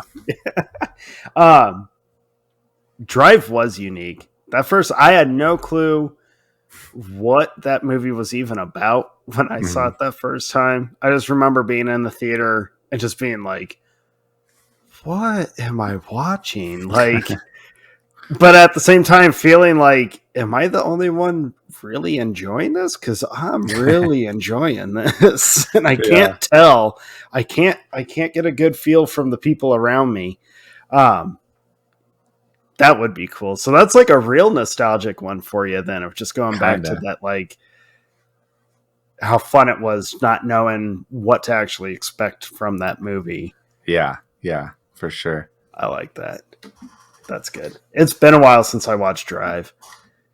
I need to rewatch it. Yeah. It's a good movie. It's a really good movie. All right. I like that pick. That would be so cool, Jake. Man, we need a time machine. Can someone make a time machine just so that we can go back and rewatch these for the first time? Go watch movies. That would be great. We're not going to do anything to like alter the course of history. We just want to go and watch these movies again. I don't give a fuck about killing Hitler. I'm not going to save anybody. I just want to go watch Star Wars in the theater in 1977. That would be cool. That would be cool. Watching Jaws in the theater in 1977 would be really cool. Yeah, Indiana Jones. You know what I would really like to do? Man, just to do it like once or twice is go way back and watch like the old Three Stooges shorts before a film. Like go into that kind of theater setting. That would be cool. Do you do this? Like I do this more often than I should, where I'm think of like, man, what was it like seeing these movies that I love on VHS and DVD and Blu-ray, but that came out way before I was born? I would love to see it in the theater. Oh, like the week it released. That would be damn near half of the movies that I watch. I'm like, God. And you see the like old photos of people just like wrapped around the building, out the door, all this stuff, dude. And it looks so cool. It's always in my mind, always. I remember, so I never got to see Jurassic Park when it was first released in the theaters because I wasn't allowed to. Yeah. But I remember when they re-released it in 3D, as much as I hate 3D, they did it in like 2000. Oh man, it was like 2 or 3 years before Jurassic World came out. Okay. They did like a re-release into theaters, but it was the 3D, like whatever. Yeah. I hate 3D, folks. I fucking hate it. It's so worthless. Don't waste your money. That being said, when I found out Jurassic Park was re-releasing in 3D in a theater in my hometown, I left work early to go watch that movie in the theater because I was like, it's the only one I never saw on the big screen. I have to be able to say I saw it on the big screen. And I gotta tell you, I didn't care about the 3D, but watching that T-Rex break out of the compound on the big screen was like, this is everything I thought it was gonna be. Hearing that sound on those speakers would be choice for sure. Oh man. So there's something about going to the theater. It's so glorious. It just is. We sound so old wanting to talk about I know, but I don't care. In the theater. And I agreed though, Jake. I do it anytime that I pop a movie in that is like pre Toy Story. So what? Pre 1994. Like your time frame is ATS or BTS. That's how your time frame is dated. I have no shame. I don't care. There's so many movies that I would love to just be able to go and see on that screen, whether they're big action pieces or like silly movies with Jerry Lewis. Like I would love to that would be such a cool experience. So many of the movies that I love the most I was introduced to on VHS in my parents' basement. And so it would be incredible to see them. It'd be incredible. Can someone please make a time machine? I need to do this. That would be ideal. Thank you very much. Well, my number 4 is also one a lot like that, where I would have loved to be able to watch this in the theater, even though it was technically a flop when it was released in the theaters. But I would have loved to have been around a mass group of people. This is another movie with it's perfect. And I have talked about this movie so many times on this show, and I will preach this movie till the day I fucking die because I'm still trying to learn the lessons from this movie. But I will never forget. Again, I managed to make it without having this movie spoiled for me. And so I got to watch it fresh eyes. First time I saw Fight Club was just unreal. I watched it by myself late at night. I had heard so many people not spoil the movie. They just flat out told me, like, you need this movie. Like, you need to watch this movie. And I was like, ugh, fine. Yeah. Oh my God. Yeah. I will say it till I'm blue in the face and dead in the ground, but Tyler Durden is a goddamn hero. Yep. Our Fight Club episode that we did where we just dissected the whole thing is one of my favorites. Yeah. That we got deep into possible meanings, potential meanings. Who's this person? Are they real or not? Right. It was a wild ride. It was a great. I loved that discussion about Fight Club. I'm with you. That's one of my favorite episodes that we've done. But that movie is just. I will never forget when it ended. And that final, my favorite line in the movie is the last line of the film. Is just that, like, you met me at a very interesting time in my life. Like, holy shit. The song that plays, the imagery, the line, just everything. And then the splice is just the cherry on top of just like absurdity and just to remind you of the ridiculousness of all of it. Mm-hmm. Dude. Yeah. I don't know if there was a movie at that time that I became so obsessed that I forced so many people to watch this movie. It was like someone would ask me, hey, you want to hang out? And my words out of my mouth would be like, we're watching Fight Club. Like, I'm bringing Fight Club over. You have to watch Fight Club. I remember making my dad watch it. And when it ended, he was just like, that's a psycho movie. And I was like, I know, but like in the best way. I can't get over Fight Club. I would love to rewatch it for that first time again, just to have it just blow my mind the way it did. I mean, it always does, but just to like experience that surge of just this movie is so much greater than just a badass film. Like, I'm in my mid-30s. There's so many lessons in that movie that I'm still trying to like learn. I know what they are, but I need to just, like Durden tells the narrator, you gotta let go. And I'm just trying, Tyler. I'm trying. I love Fight Club. It's so good. It's so good. So yeah, there is no way that movie was not on my list. Okay. I like it. I like it a lot. My number 4 is, I hadn't considered everything we've talked about recently of actually going back in time and seeing it in a theater. Just seeing it at home for the first time would be great. I don't even remember the first time I watched this movie. Has to be one of my most rewatched movies. I watch this movie all the time. Not just once a year, but at least once a year. I watch it multiple times a year. So I'd be very curious about what that newness feels like for this movie in particular. So my number 4 is Die Hard. Oh, hell yeah. It's an absolute standard of a movie.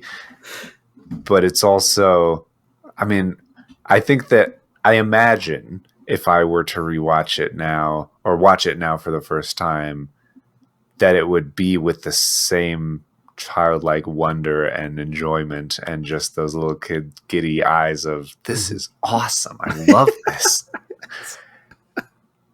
That's all I can imagine. And I want to experience that. I don't know that that's what I felt at the first time because I don't even remember when I watched it, but it's just kind of been a movie that's always been a part of my life as long as I can remember, I guess, which is weird to say for an R-rated movie, but also I don't have a great memory of my, like, anything past, 10 minutes ago. So that's part of it. That's so good. Oh, I love Die Hard too. I'm with you though. There are a handful of movies, and I left them off of this list because I don't have a memory of the first time I watched it. Like the Indiana Jones trilogy. I don't remember the first time I watched all 3 of them. They've just always been a part of my life. Back to the Future is that way for me too, where it's like, it's as if I was just kind of like, it was just a part of my genes. Like the first Batman movie with Michael Keaton. I don't remember the first time I watched it, but Batman's my first memory. Right. Like, just part of life. Die Hard is in that vein too, where you're just like, I knew who John McClane was when I was like 7, 8 years old. I probably shouldn't have, but I did. He's a hero. What's wrong with that? He's a hero. I think that would be cool. Just to know, like, what was I thinking the first time I saw that movie? I'm with you on that one. Yeah, it would be very interesting. Die Hard's so good. Hans Gruber is still he's one of the greatest Oh, undeniably the best. Ladies and gentlemen, ladies and gentlemen. You could do the whole monologue if we let you. Let's move on. I did in high school. know. I did the monologue. So good. Sorry. I told you, Jake. I was super stoked about this episode. When we decided to do this one, man, I was like, this is going to be a weird one. Like, I'm not sure how I'm going to approach this. I just started pulling out tons of movies. I've been watching so many of them. The more I was watching and just kind of like revisiting that memory of the first time watching these, the more excited about this episode I got, and the more excited about all of the movies. I was like, oh my God, this is like, I mean, my love for film is always way up there, but this is like a refueling it. It's so good. Right. It's like putting your mind back in the early days of your childlike wonder and experiencing all of those things for the first time, all of the greatest things for the first time, which is the best place to be in. It's not like we just watched, an average movie, like something Fast and Furious or something, and be like, yeah, it was fine. But no, our parents were showing us the creme de la creme of movies on VHS at our house, and we're like, this is great. This is great. This is great. I love all of this. I need to remember this movie. I need to remember that Casablanca is incredible. Like, I need to know that African Queen is one of the coolest movies ever. Look those movies up, kids. Yeah, two great Bogart movies. Yep. All right. I'm going to warn you. Okay. My top three are a little on the emotional side. Okay. Oh, man. I'll balance it out because mine are not. Yes! All right. So my number three. Unfortunately, to talk about number three, this was such a unique experience for something that I was going into already knowing like my emotions were going to be really high watching this movie. But everything that happened within like 16 hours before you and I went and saw, all of us went and saw this movie was unlike anything I think we've experienced. So unfortunately, you have to start this experience off with tragedy. So it's number three, not because of the tragedy, but other reasons. But you can't bring it up without bringing this up. So number three is The Dark Knight Rises. Not Dark Knight, but Rises. Okay, fair enough. Watching this movie, I remember hearing about the shooting in Aurora at the midnight showing. And my ex-wife, we had mutual friends texting me because everyone knew you, Christy, myself, and a couple of our other friends. We were going to it. We were going to it on IMAX. Right. Opening night. Right. And I every coworker I had, everyone was texting or telling me the whole next day after the shooting was like, you can't go. Why would you go? And I remember feeling almost like it was this sounds weird, but it almost felt like it was our duty. Like we owed it to the victims to go see this movie. Yeah. And also that you can't let that terrorist win. Like, make people afraid to go and participate in this great and social thing. Yeah. And I remember being adamant and just being like, if every one of our all of the friends bail out, I was like, I'm going. I will drive to the IMAX by myself. I'm going. Like, no one is stopping me from this movie. One, I need to see the conclusion of my favorite trilogy. But more importantly, fuck that guy. Right. Like, how dare you think you can take this away from so many people? And I remember when we got to the theater, I remember so many cops. Yeah. Like, I remember it was like all of Denver PD was in the theater, but we knew all of Denver PD all of the police departments around the country were like flooding theaters just in case. Yeah. But I remember still feeling kind of calm and just not that excitement for the movie itself hadn't been wavered.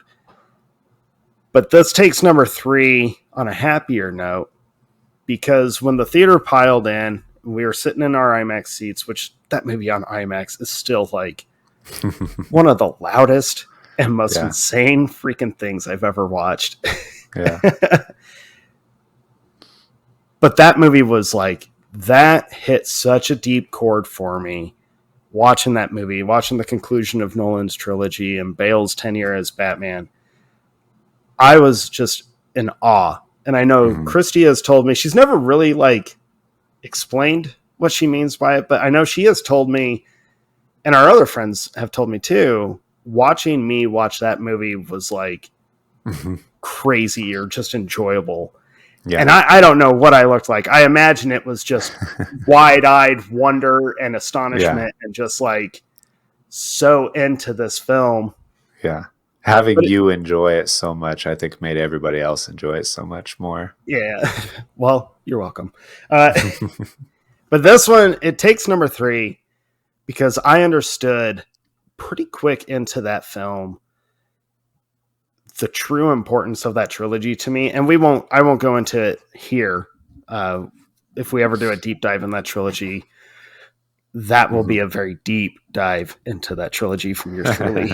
But that movie, I understood like this movie is so much deeper than a Batman or a Bruce Wayne story. Right. This is like, it felt personal. Right.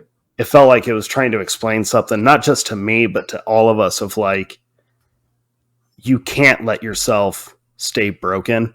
Right. And that's why it took number 3. Because every time I've yet to get through the third movie without tearing up during it. Like, it's so powerful to me. Yeah. And I remember the car ride home after we saw the movie, because I rode with you guys. And I remember it going through, like, we'd talk about it and then it'd be quiet. And I don't know about you guys, but when I would go quiet, it was just processing the trilogy as a whole and just processing like, holy crap. I think I finally truly understand why Batman means so much to me and why these 3 movies in particular mean so much. So that whole experience of just like going from such a horrific act of terror to being immersed into the story of like overcoming terror was just, it hit me. It just built me up. Kind of, maybe it's serendipity or just worked so well together, because I'm sure it wasn't intentional by any means to be so closely related, but the content or the conversation and the emotion of it all is very closely related, and the movie kind of resolves the actual real life event in a way that helps you work through it and helps you get past it. And you can absolutely just, even though that terrible thing happened 24 hours ago, you can sit in that same theater, a similar theater in a similar area, and just let go and go along for the ride and enjoy it so much, because you just, I don't know, feel engrossed, feel safe in it and all that good stuff. Yeah. But and that was like, for us, I mean, we had the conclusion of like Lord of the Rings, but we knew when we saw the conclusion of that franchise, everyone knew how that franchise ended. So it was like, it's emotional, it's powerful, but it's not original. But this was new. This was like the first conclusion to a very deep and meaningful series. And that was like so unique for me. Yeah. And it's about the character we care about the most in the world. So right. And the best representation of him ever made to that point, at least. Right. So it was just all around, just having to start off from such a tragedy and having this movie be so powerful, and its message of just picking ourselves up, picking each other up, standing for what's actually correct and right and good. It was just, this movie is so powerful to me. It's so good. If we ever deep dive, I'll do a whole crazy bit. Yeah, that would definitely be a 1 episode per movie kind of a deep dive, but I'm here for it. That would be awesome. Okay, my number 3, I'm going to try to cheat a little bit and I'll see how you feel about it. I always laugh because you and I always try to find a loophole or a cheat. Somehow we do. If you oppose it, because Christy did say that doesn't count, so I understand. I have a backup situation. Confused me. So my number 3 is one of my favorite series of all time. It is a series of movies, a franchise they're all equally great, and there's no bad apples. There's no problem, and it's a series that I'm always just as excited to see the next one come out in. And so my cheat is that I would like to see the whole John Wick series for the first time. All 4 movies for the first time again? All 4 movies for the first time again. That would be great. If that doesn't count, any given one of them would be fine by me, honestly. Because it's been almost 10 years since the first one came out. I think that the movie's impact on action movies it will be noticeable forever. Yeah. It's one of those things. It's like when we watched Seven Samurai for the first time and did that whole podcast on it. We watched it for the first time 70 years after that movie came out, but it's still obviously a great movie that holds up because of how well it was originally done. Seven Samurai shook me in the best way, dude. Like, that was an experience alone. I almost put it on this, but I was like, too recent.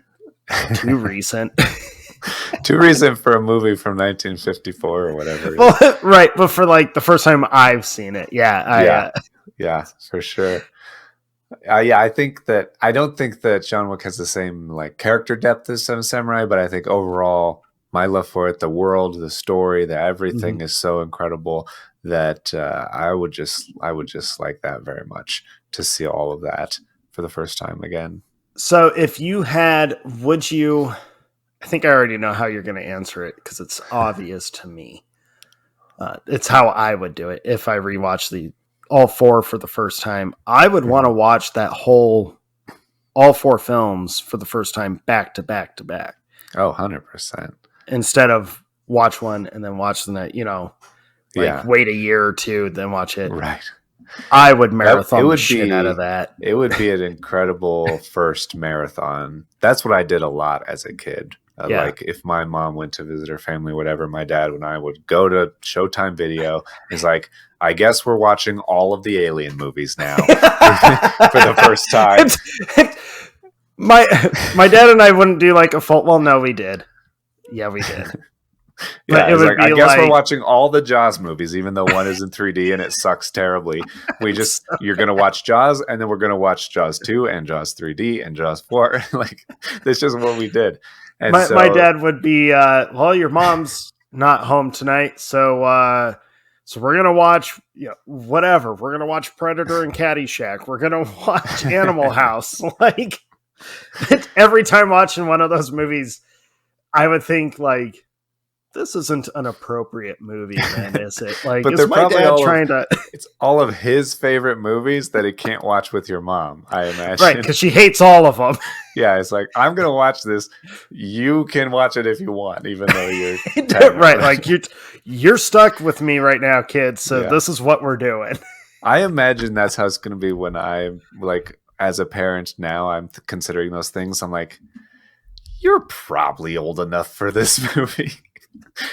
Like yeah, sure. I think you could handle it. Let me know if you can't, because we'll just try it. I'm going to tell you this right now. And this is from experience.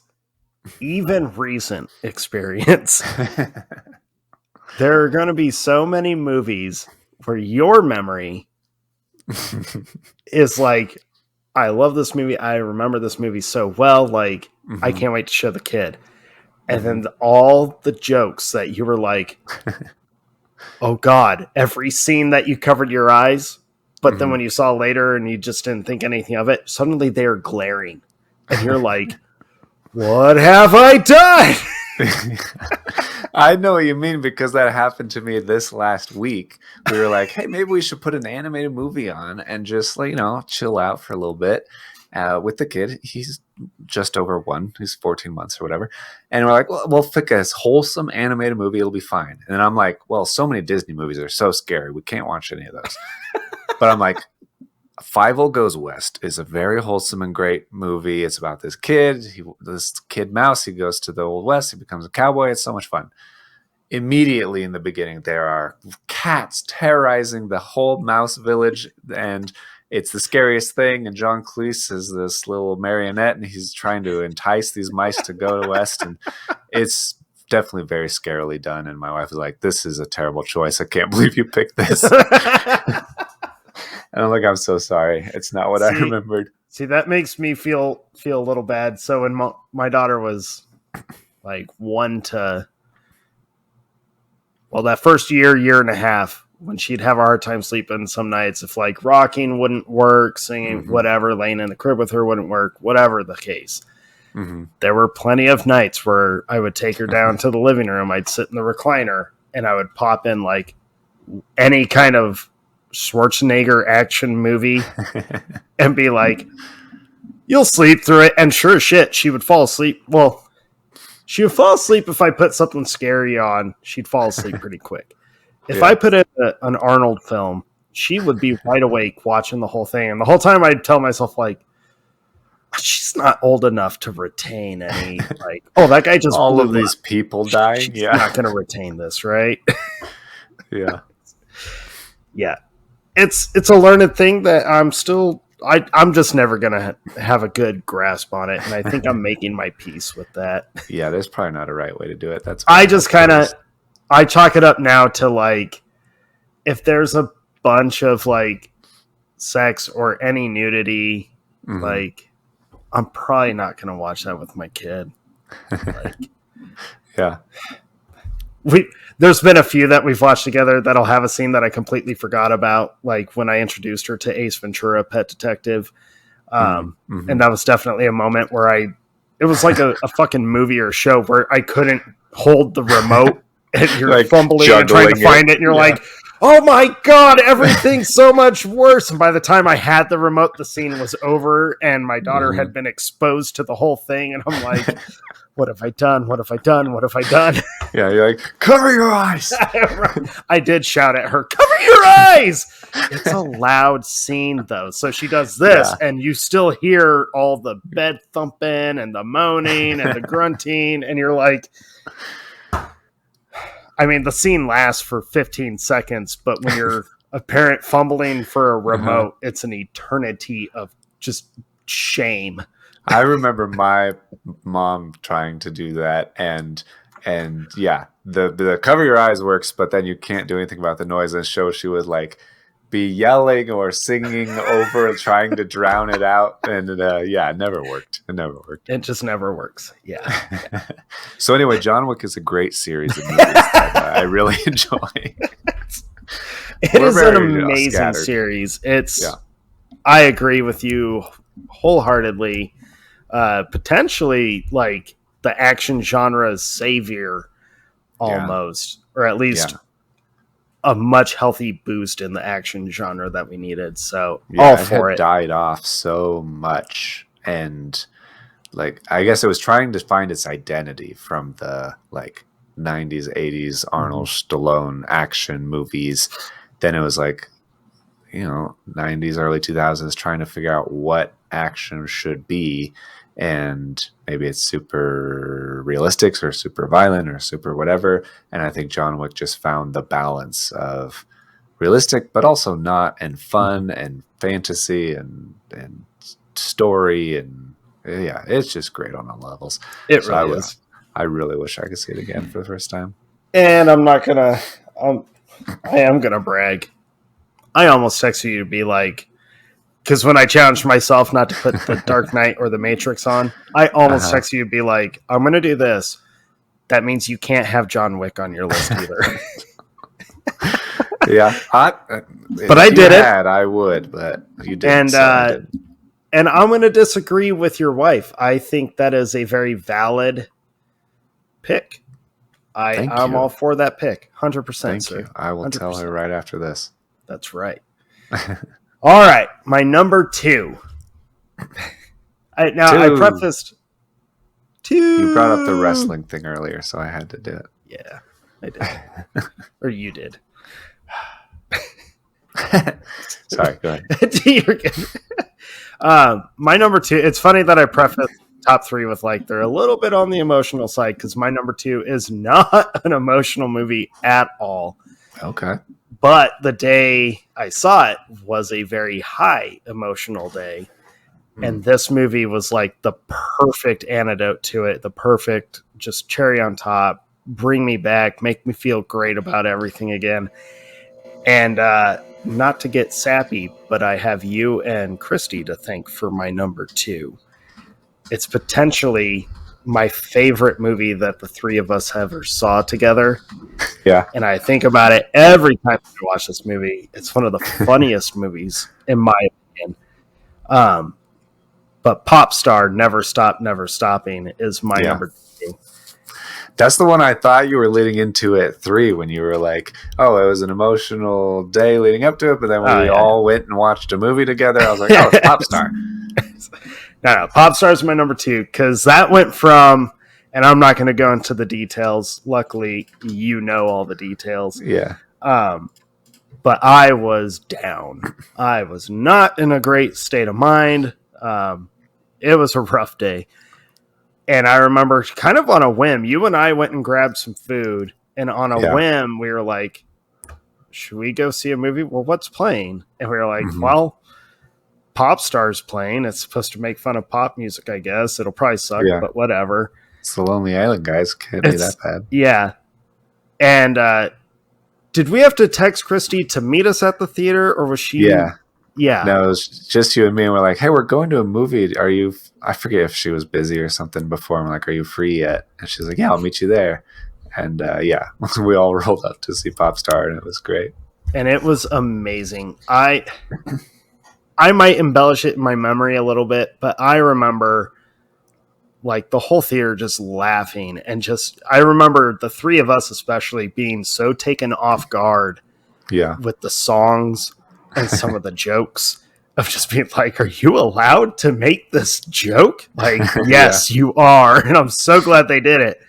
That whole experience and the movie itself was just,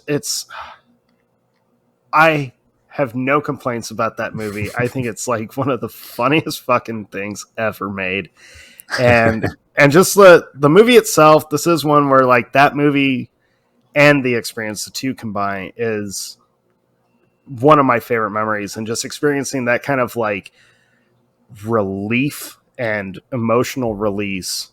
Because it was so cathartic, just like having that kind of laughter after such a high emotional day was like, they're not kidding. Laughter is some of the greatest like healing things ever. And this movie, that experience is definitive proof to me of that statement. So I have you and Christy to thank for my number 2. We've seen a lot of movies together, but I think Pop Star is one of my favorites, if not my favorite. I totally agree. It was one of the best experiences ever, and that would be very fun to go back to. It is, it is one of those movies that I just remember dying laughing in the theater at, and there's a handful of movies that I remember that about, and so it's like high up there. Tears, you had the cramps because you just like when they come out singing she wanted me to fuck her like we fucked Bin Laden, like, oh my god. Just listening to the soundtrack, like not even watching the movie, but listening to the songs still makes me laugh every time. 100%. So yeah, that's my number 2. It was one of the like most healing, just feel good moments I had in a while up to that point. And that movie alone, the jokes, the songs, it's just, I would love to experience that kind of laughter again and that kind of feeling again. Maybe skip like the being real down moment, but that kind of joyful laughter. I mean, it's very possible that is the reason that it was such a strong positive Oh experience, yeah. and the laughter was so strong, and the joy was so real, is the dip and then going up to the Right. highest of highs. I think that that certainly is possible. I still laugh really hard every time I watch it. It's so fucking funny. It's so good.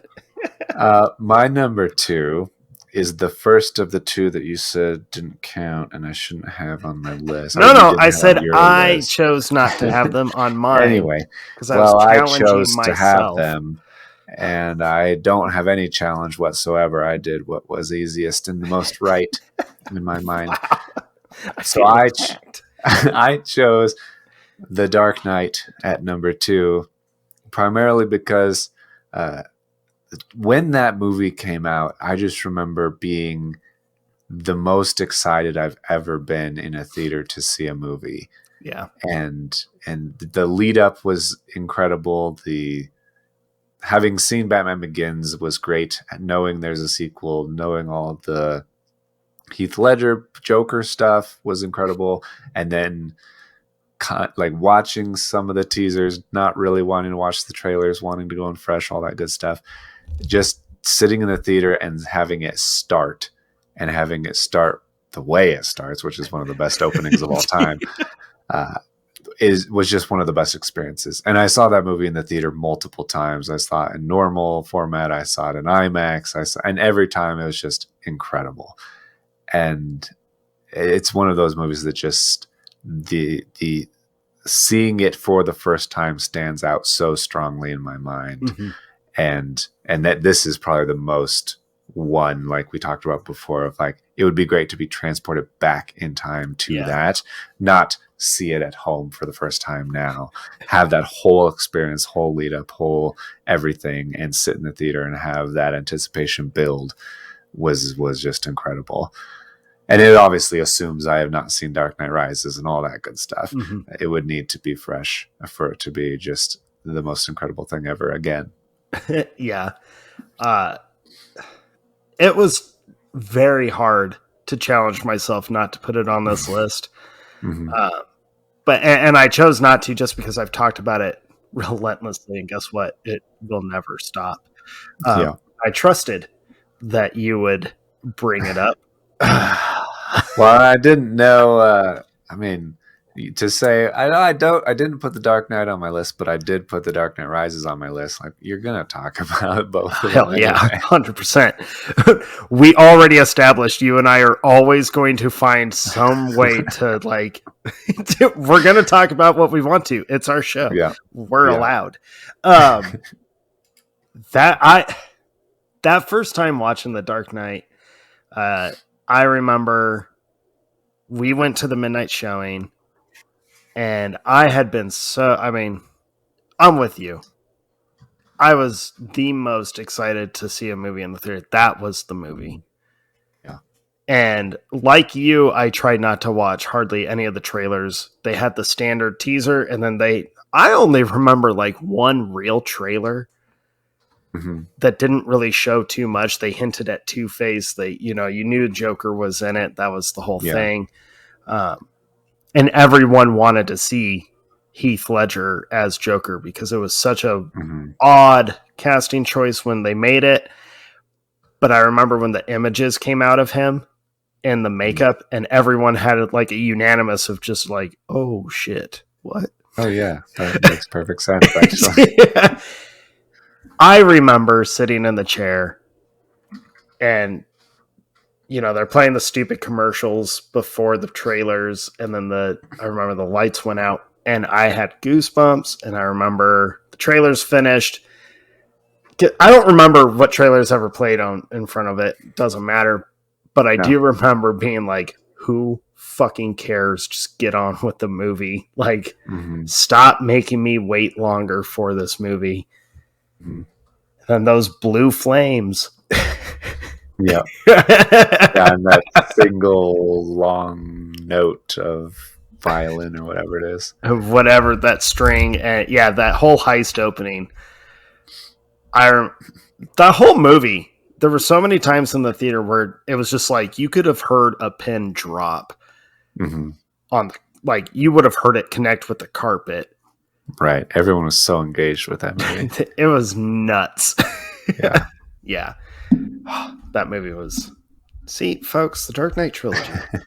It's a perfect trilogy. We'll have to put a deep dive on the calendar. That's just all it comes down to. Yeah. Yeah. We should. But I love your pick. I had trusted and hoped that you would have it somewhere on your list. And if you weren't, I was like, well, I'm going to bring up Rises, which is going to be a very easy segue into Dark Knight. So we're talking about it regardless. Yep. Yeah. I obviously love your pick. Good. All right. Number one. Okay, number one is a happy, emotional one, and I think it's hilarious that you and I spent a good amount of time talking about watching movies with kids or our parents and doing all this, because my number one is actually my daughter's first time going to the theater. Okay. That experience, and the fact that I loved this movie, it's so good, and I was super excited for it, and it's hilarious and all that, but taking her to that theater for the first time was magical. I loved watching her just walk into the theater and just being like, oh my God, what is this place? And she got her, to this day, she still gets this. She gets her blue raspberry icy. The size has gone up because she's not like a little kid anymore, but I remember we went up, we made it a whole deal. She got her own popcorn. She got her blue raspberry icy. We made our way to our seats. And I remember watching her see the size of the screen for the first time before anything's even playing on it. Yeah. And she was just like, what? Yeah. Like, yes. It was just... It's such a magical experience. It was so cool and such a joy and such a unique bonding. Well, I shouldn't say unique, but such a meaningful bonding moment with her and I. Mm-hmm. So my number one is Wreck-It Ralph. That was my daughter's first movie in the theater. The first time her and I went to the theater together to watch a movie.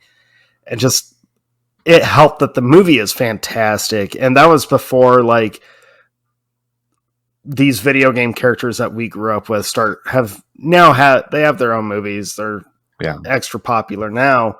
Wreck-It Ralph had all the cameos that were exciting, that you were like, well, we're never going to get another Mario movie. So having Bowser at this like bad guys, like community thing, support group, like what a great cameo. We're never going to have a Sonic movie, and Sonic is like in their terminal where the games interact. It was just everything about it. The movie itself, having my kid there, it was truly magical.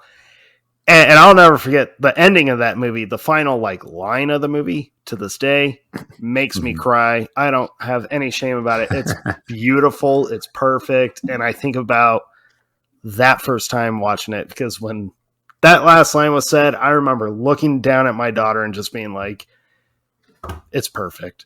The whole thing was just perfect. So I knew from the get-go this was my number one, especially when I was like not having Matrix or Dark Knight. I was like, Wreck-It Ralph is taking the cake. Because what an incredible thing. Movie lover introducing his kid to the theater, my happy place, as she puts it. It was just so perfect. So perfect. Yeah, that's incredible. I love that. I'm excited for that in the future. My number one is, of course, the other one that you didn't have on your list. So luckily for you, you get to talk about it still. Kind of for the same reason as The Sixth Sense, even though there's no twist in it. I put The Matrix as my number one movie that I wish I could see for the first time again.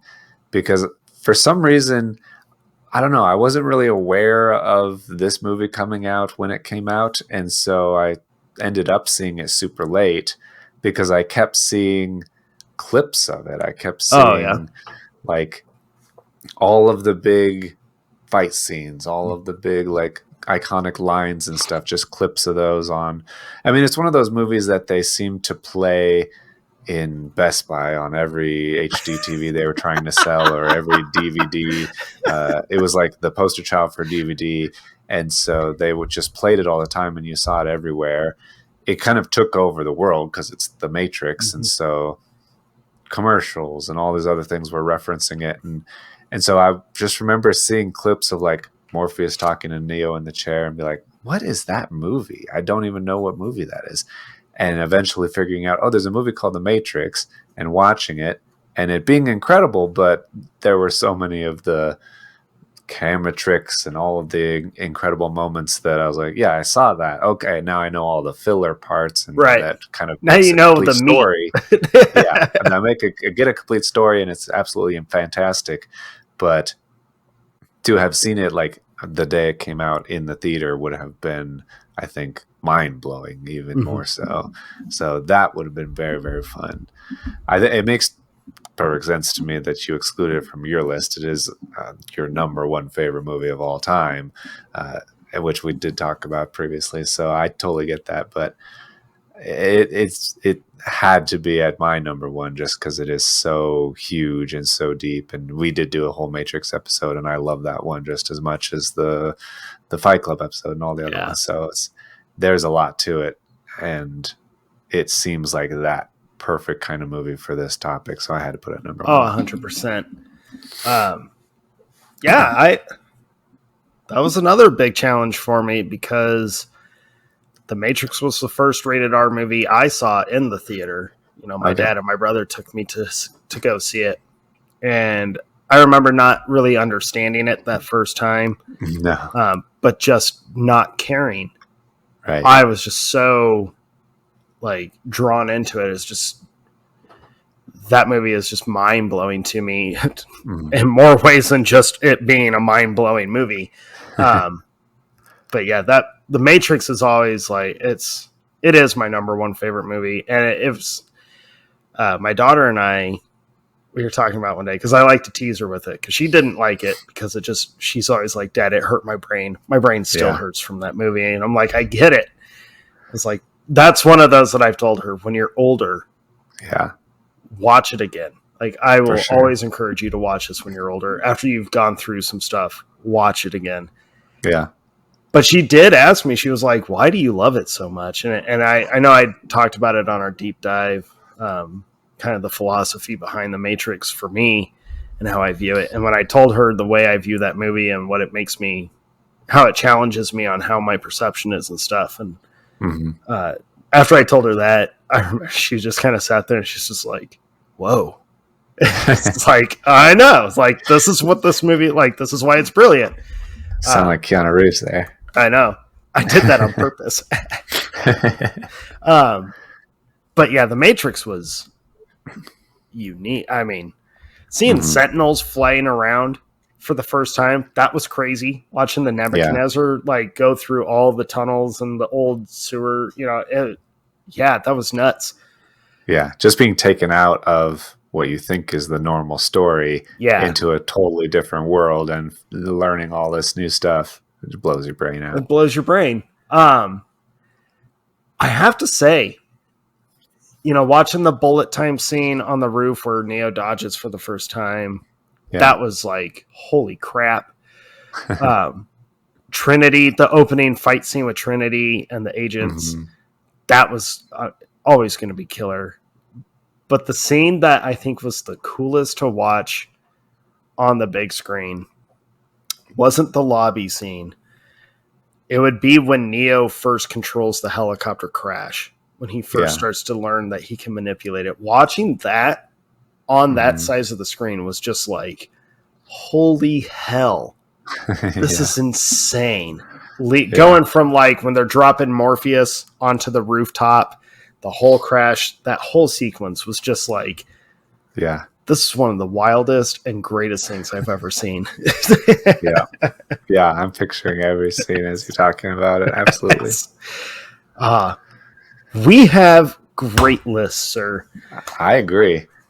Now, if only it was possible, like you said, if it's a time machine, whatever. Amnesia, I'll take it. Like, as I get older, maybe that's the thing. If I get dementia and it goes all Notebook style, then I'll just rewatch The Matrix every day, and it'll Oh, be there you great. go. I'll live a very happy life. You're always going to be like, holy hell. I'll just have a note that says, "Hey, have you ever seen The Matrix?" And I'll be like, "No, I haven't," and I'll pop it in. It'll be like Memento all over again. Right.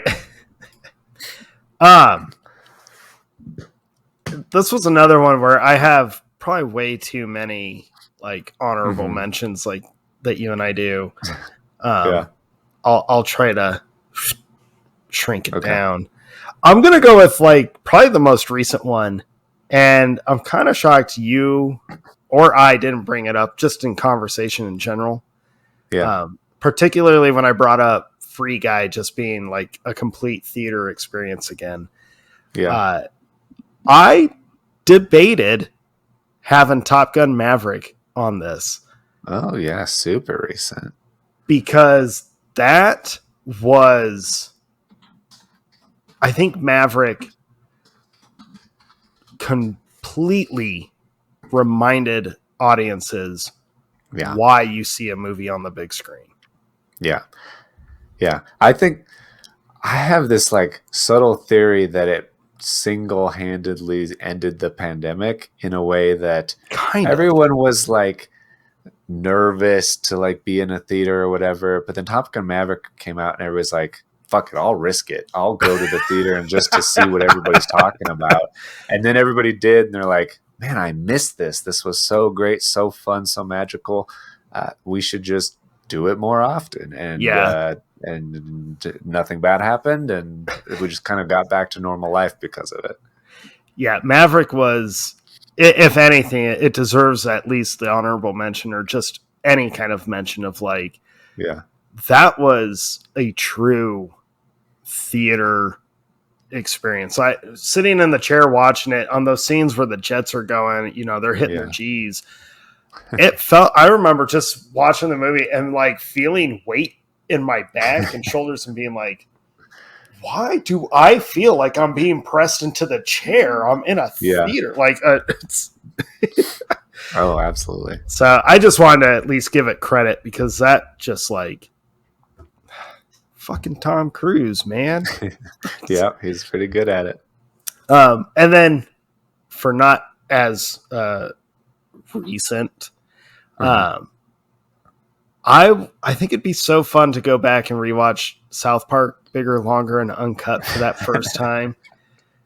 Because that movie is like, it mirrors every one of us little kids that saw that movie in secret when we weren't supposed to, and then bragging about it to all of our friends at school and thinking that we were amazing because we watched a movie that said words like fuck and shit. Right. And so we would say it at school to be like, I learned this phrase at South Park. Uncle fuckers. Like, but watching that first time, man, it felt so wrong. And at the same time was just like, this is amazing. And I still love the shit out of that movie. Yeah, that's a good one. The Lord of the Rings trilogy has to be mentioned because just the scope, the beauty, the music, every piece of that trilogy is, you and I have talked about it in length. It's never going to be matched. We're never going to have something like that again. Even if they try to remake it, or if what was that Amazon show they just tried to do or are doing? Rings of Power. Sure. Yeah. Yeah, I think Amazon's going to do another thing that is not the trilogy, or maybe they were rebooting it. I don't remember. It seemed like a bad idea, whatever it was. Very bad idea. Very bad idea. And then the last two I would say would be, it's a toss-up actually. No, okay. Watching Jackass the movie for that first time. Yeah. That would be so much fun to go and watch again for that first time because you didn't know what antics you were seeing because the previews only showed you like one or two because that's all they were technically allowed to show you. Yeah. But that was another just like that hard of laughter from a whole room of equally immature people. Yeah. So fun. It's such a like, I don't know. The way I felt about it is that Jackass the show was very kind of like underground. It was always on like late night MTV. Yeah, it Like was like it was barely a show. It seemed like that's just a bunch of dudes with a camera crashing shopping carts into each other down a hill or some shit, coming up with random ideas. So to have a movie from Hollywood, it seems like it's now like supposed to be bona fide, it was like official, sanctioned. legitimized all of a Yeah. sudden. And then you watch the movie, you're like, no, it absolutely is not. They just have a bigger budget and it's absolutely Right. incredible. There's no story. It was literally just they threw more money at us, so we did the exact same thing that we've been doing, but now it's like polished. Yeah, slightly longer format. Yeah. Right. But that experience was just so much fun. And then on a complete left turn, rewatching Training Day would be a unique experience for the first time, particularly because the timing of it was right after the big Remember the Titans boom. Mm-hmm. And I think our generation and even like our parents suddenly just associated Denzel Washington with like the heroic guy, the goodness, the like the purity, the just he knows right from wrong, this kind of driven man, inspirational man. And to go from that to Training Day, I remember just being completely taken off guard and just dumbfounded at his character. And that movie in general, that's still one of the most intense movies I think I've ever seen. Rewatching that, going back to just experience that kind of like betrayal of assumption for this actor was a great betrayal of assumption. Oh, absolutely. Yeah. And it kind of expanded your perception to what's possible, what he's capable of and all that. It's incredible. No, I agree. That's a great choice, actually. Those are my honorables. Okay. I chose for my honorable mentions 1917 because it's just one of those. How's it going over there? I like splashed water in my eyeball. I'm trying to explain it, but also I'm sorry. I like corner of my eye. You just fumbling with your. Well, I picked it up and I was like, oh, it's backwards. Because I had like thought I opened it, but I closed it, and then when I turned it and opened it, like a little bit went bleep right into my eye. Like, if anybody's listening to this as an audio podcast, you need the video version on YouTube and Spotify just to see Dustin in that moment. It was like the Three Stooges, but as one man in his own apartment. It was incredible. I have no shame. So 1917 for me, I felt. It was an incredible experience. It's always an incredible experience to see the visuals that Sam Mendes puts together and how he simulates just such long cuts, long takes of those scenes. It's just it puts you in the experience of World War One in a way that we haven't had since Saving Private Ryan did with World War Two, and so that is a phenomenal movie. I would love to see that again for the first time. Hell yeah.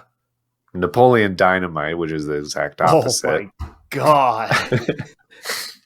I do remember seeing that in the theater for the first time and being like, I feel like I saw the randomest trailer on the internet when the internet was a baby and was like, this seems like a good idea to go to. It was like an MTV thing. I think I went with my sister and I was just like, this is the weirdest thing I've ever seen, but I love it. And that's still how I feel when I watch it. It just kind of became a part of me. And then Cabin in the Woods is one of those movies that just transcends the genre, transcends movies that I'll always watch it. It was another one of my probably most rewatched movies. I want to go back and know what it's like to see for the first time. Very different from all those La La Land. Oh. Because it's just, some sadistic part of me wants to have my heart broken again when I believe that it's possible for them to get together. Spoiler for La La Land, they don't end up together and it's terrible, but also beautiful and lovely, and I love that movie overall.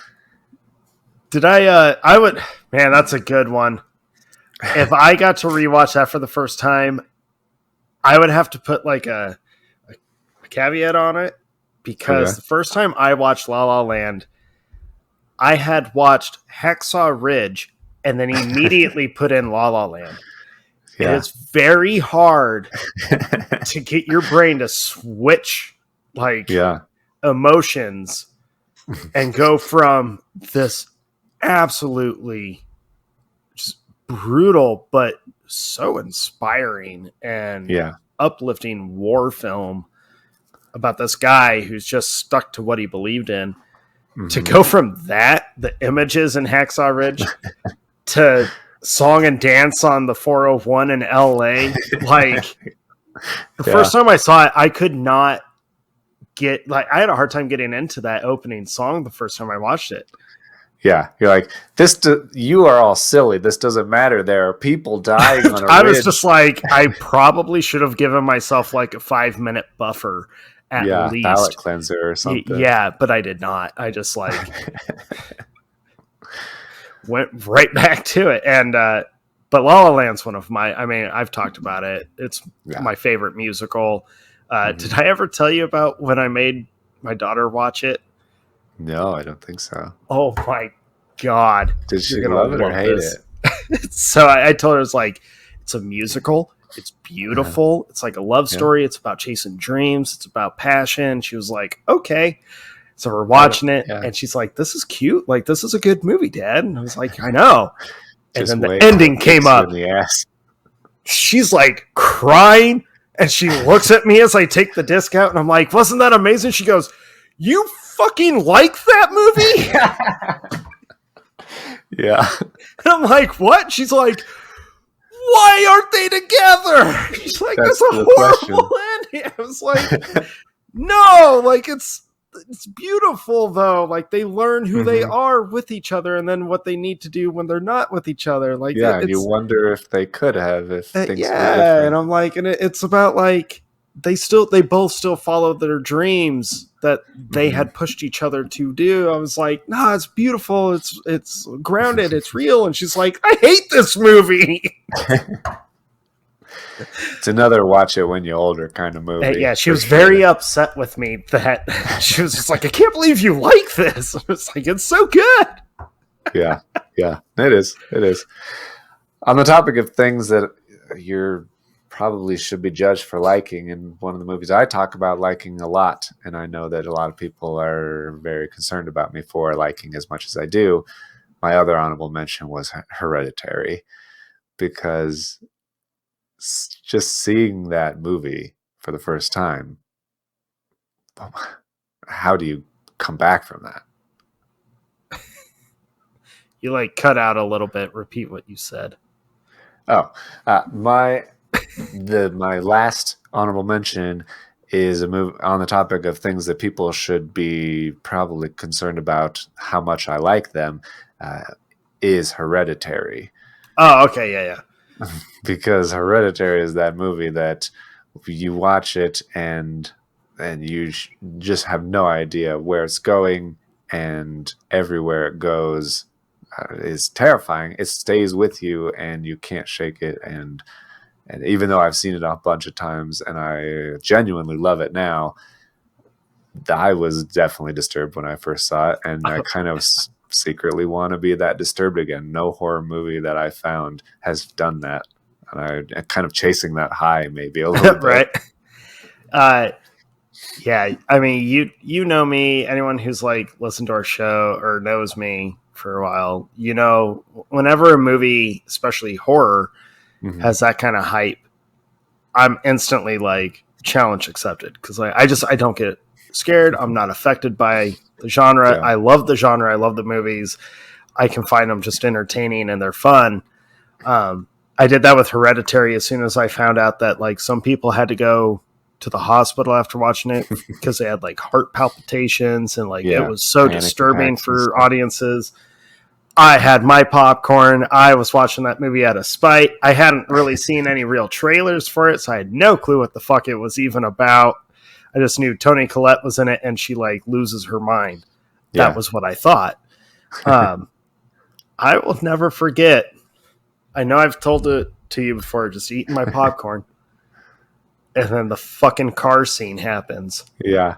And I remember just being here and then putting the popcorn down. Yeah, we're done with that now. And just like, what?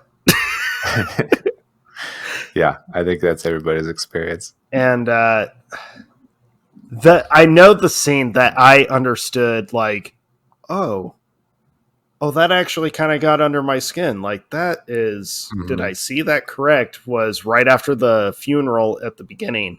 Yeah. And she goes into her office and you can see, like, the mom. Yeah. Like, in the corner. In the corner in the dark. And then she turns the light on and she's not there. That's the moment you're like, I should take this movie seriously. Yeah, that was my first, like, oh, that's uncomfortable. That's okay, cool. Popcorn, the car scene happened. I didn't touch the popcorn the rest of the movie. Plenty of scenes towards the end where I was like, what? I may never eat popcorn again. But I remember I got out of the movie and I like posted on Facebook like, ooh, happy family movie. I made some joke of it being a family film. And then I went to bed that night and I remember like laying down, everything's turned off, I'm going to sleep like normal. And my brain was just like, as a cruel joke, just replayed the scene in the office of just the mom staying in the corner and instantly being like, oh shit. Like I wasn't afraid, but just that like, oh, it did burrow in. Like it got under my skin. Uh-oh. I may need someone to deliver a nightlight to me tonight. It wasn't that extreme, but I mean, maybe just me then. Yeah, just you. Yeah. But, yeah. Hereditary that first time was like, oh, this is okay. Yeah. It's incredible. It's always going to be incredible. So there you go. All right. All of our movies, at least the biggest ones that we could think of that we want to see again for the first time. There's definitely so many. There's so many. I had so many that I cut, which was very sad. Yeah. But definitely let us know any that you especially loved seeing for the first time or any reasons that you think any given movie would be incredible to see for the first time again.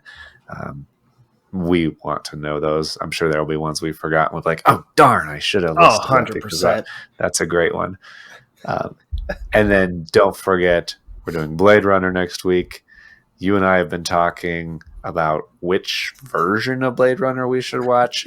So if you've never seen Blade Runner, you should be aware there are like 4 different versions. So, well, there's technically there are 3 actual cuts. Okay. So there's theatrical, director's cut, and then the final cut. Yeah. There's also I guess 4 cuts. There's also the television cut. Yes, that's what I was thinking of. Yeah, so there's 4 cuts: television, theatrical, director's, and final. And then if you want to get extra deep into it, there's a 5th version, but I forget what it's called. It's basically the same movie, but it's like the storyboarded version of it. Okay. Or something like that. I forget what it's called. Mm-hmm. Yeah, I realized, like, I'm not going to tell you which cut that I normally watch. But people should be aware the final cut is pretty different than the theatrical cut. Mm-hmm. It's not like most movies are like, oh, there's 1 or 2 additional scenes. It's like, no, Ridley Scott did change the movie significantly between cuts. So it matters, I think, which one you pick. Or you should watch them all because they're all good in their own right.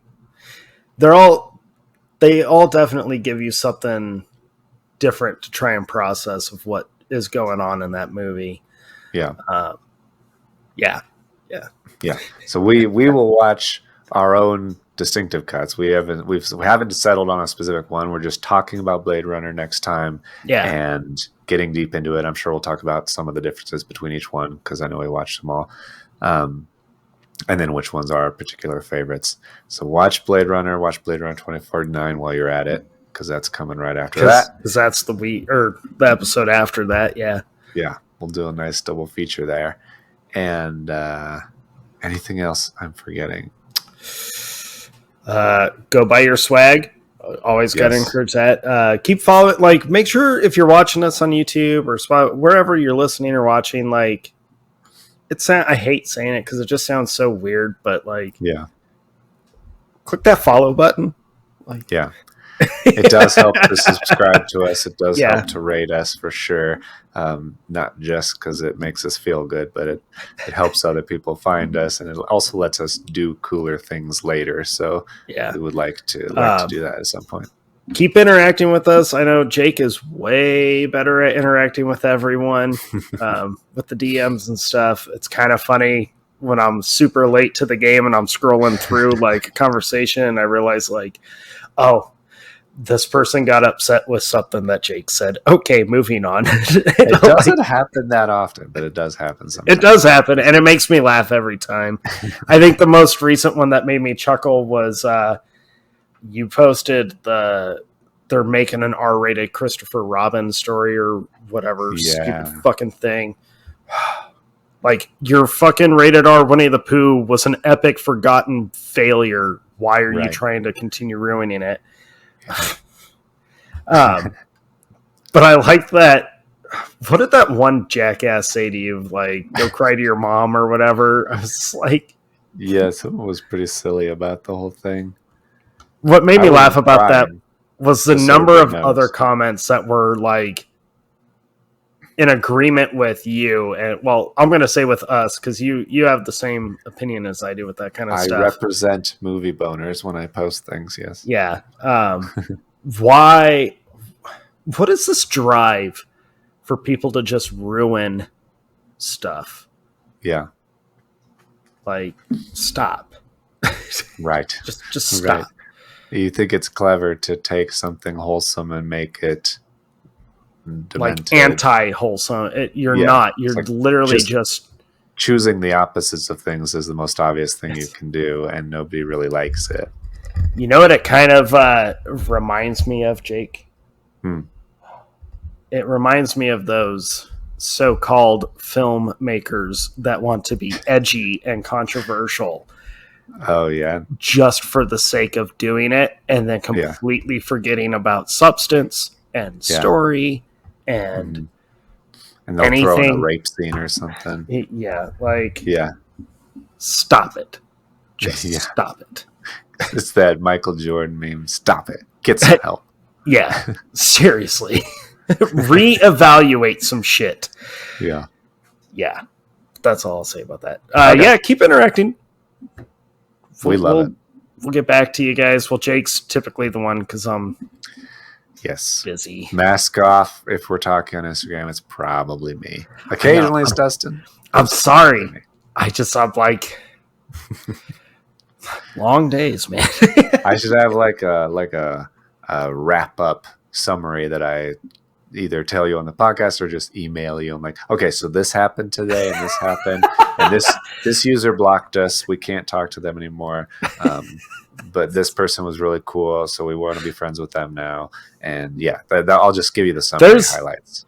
There's a couple that I've like scrolled through that I'm like, you people seem fun. You seem like our kind of people. It would be neat to like chat with some of these guys a little more. I will get better at it. I promise. I'm so bad. Gotta make the time. I'm so bad at it. You don't even text me back, so you're not going to text strangers back on Instagram. Let's take a couple days. It just takes a couple days to hear back. It's true. I'm sorry. I'm sorry. None of this is relevant to the episode, but it's okay.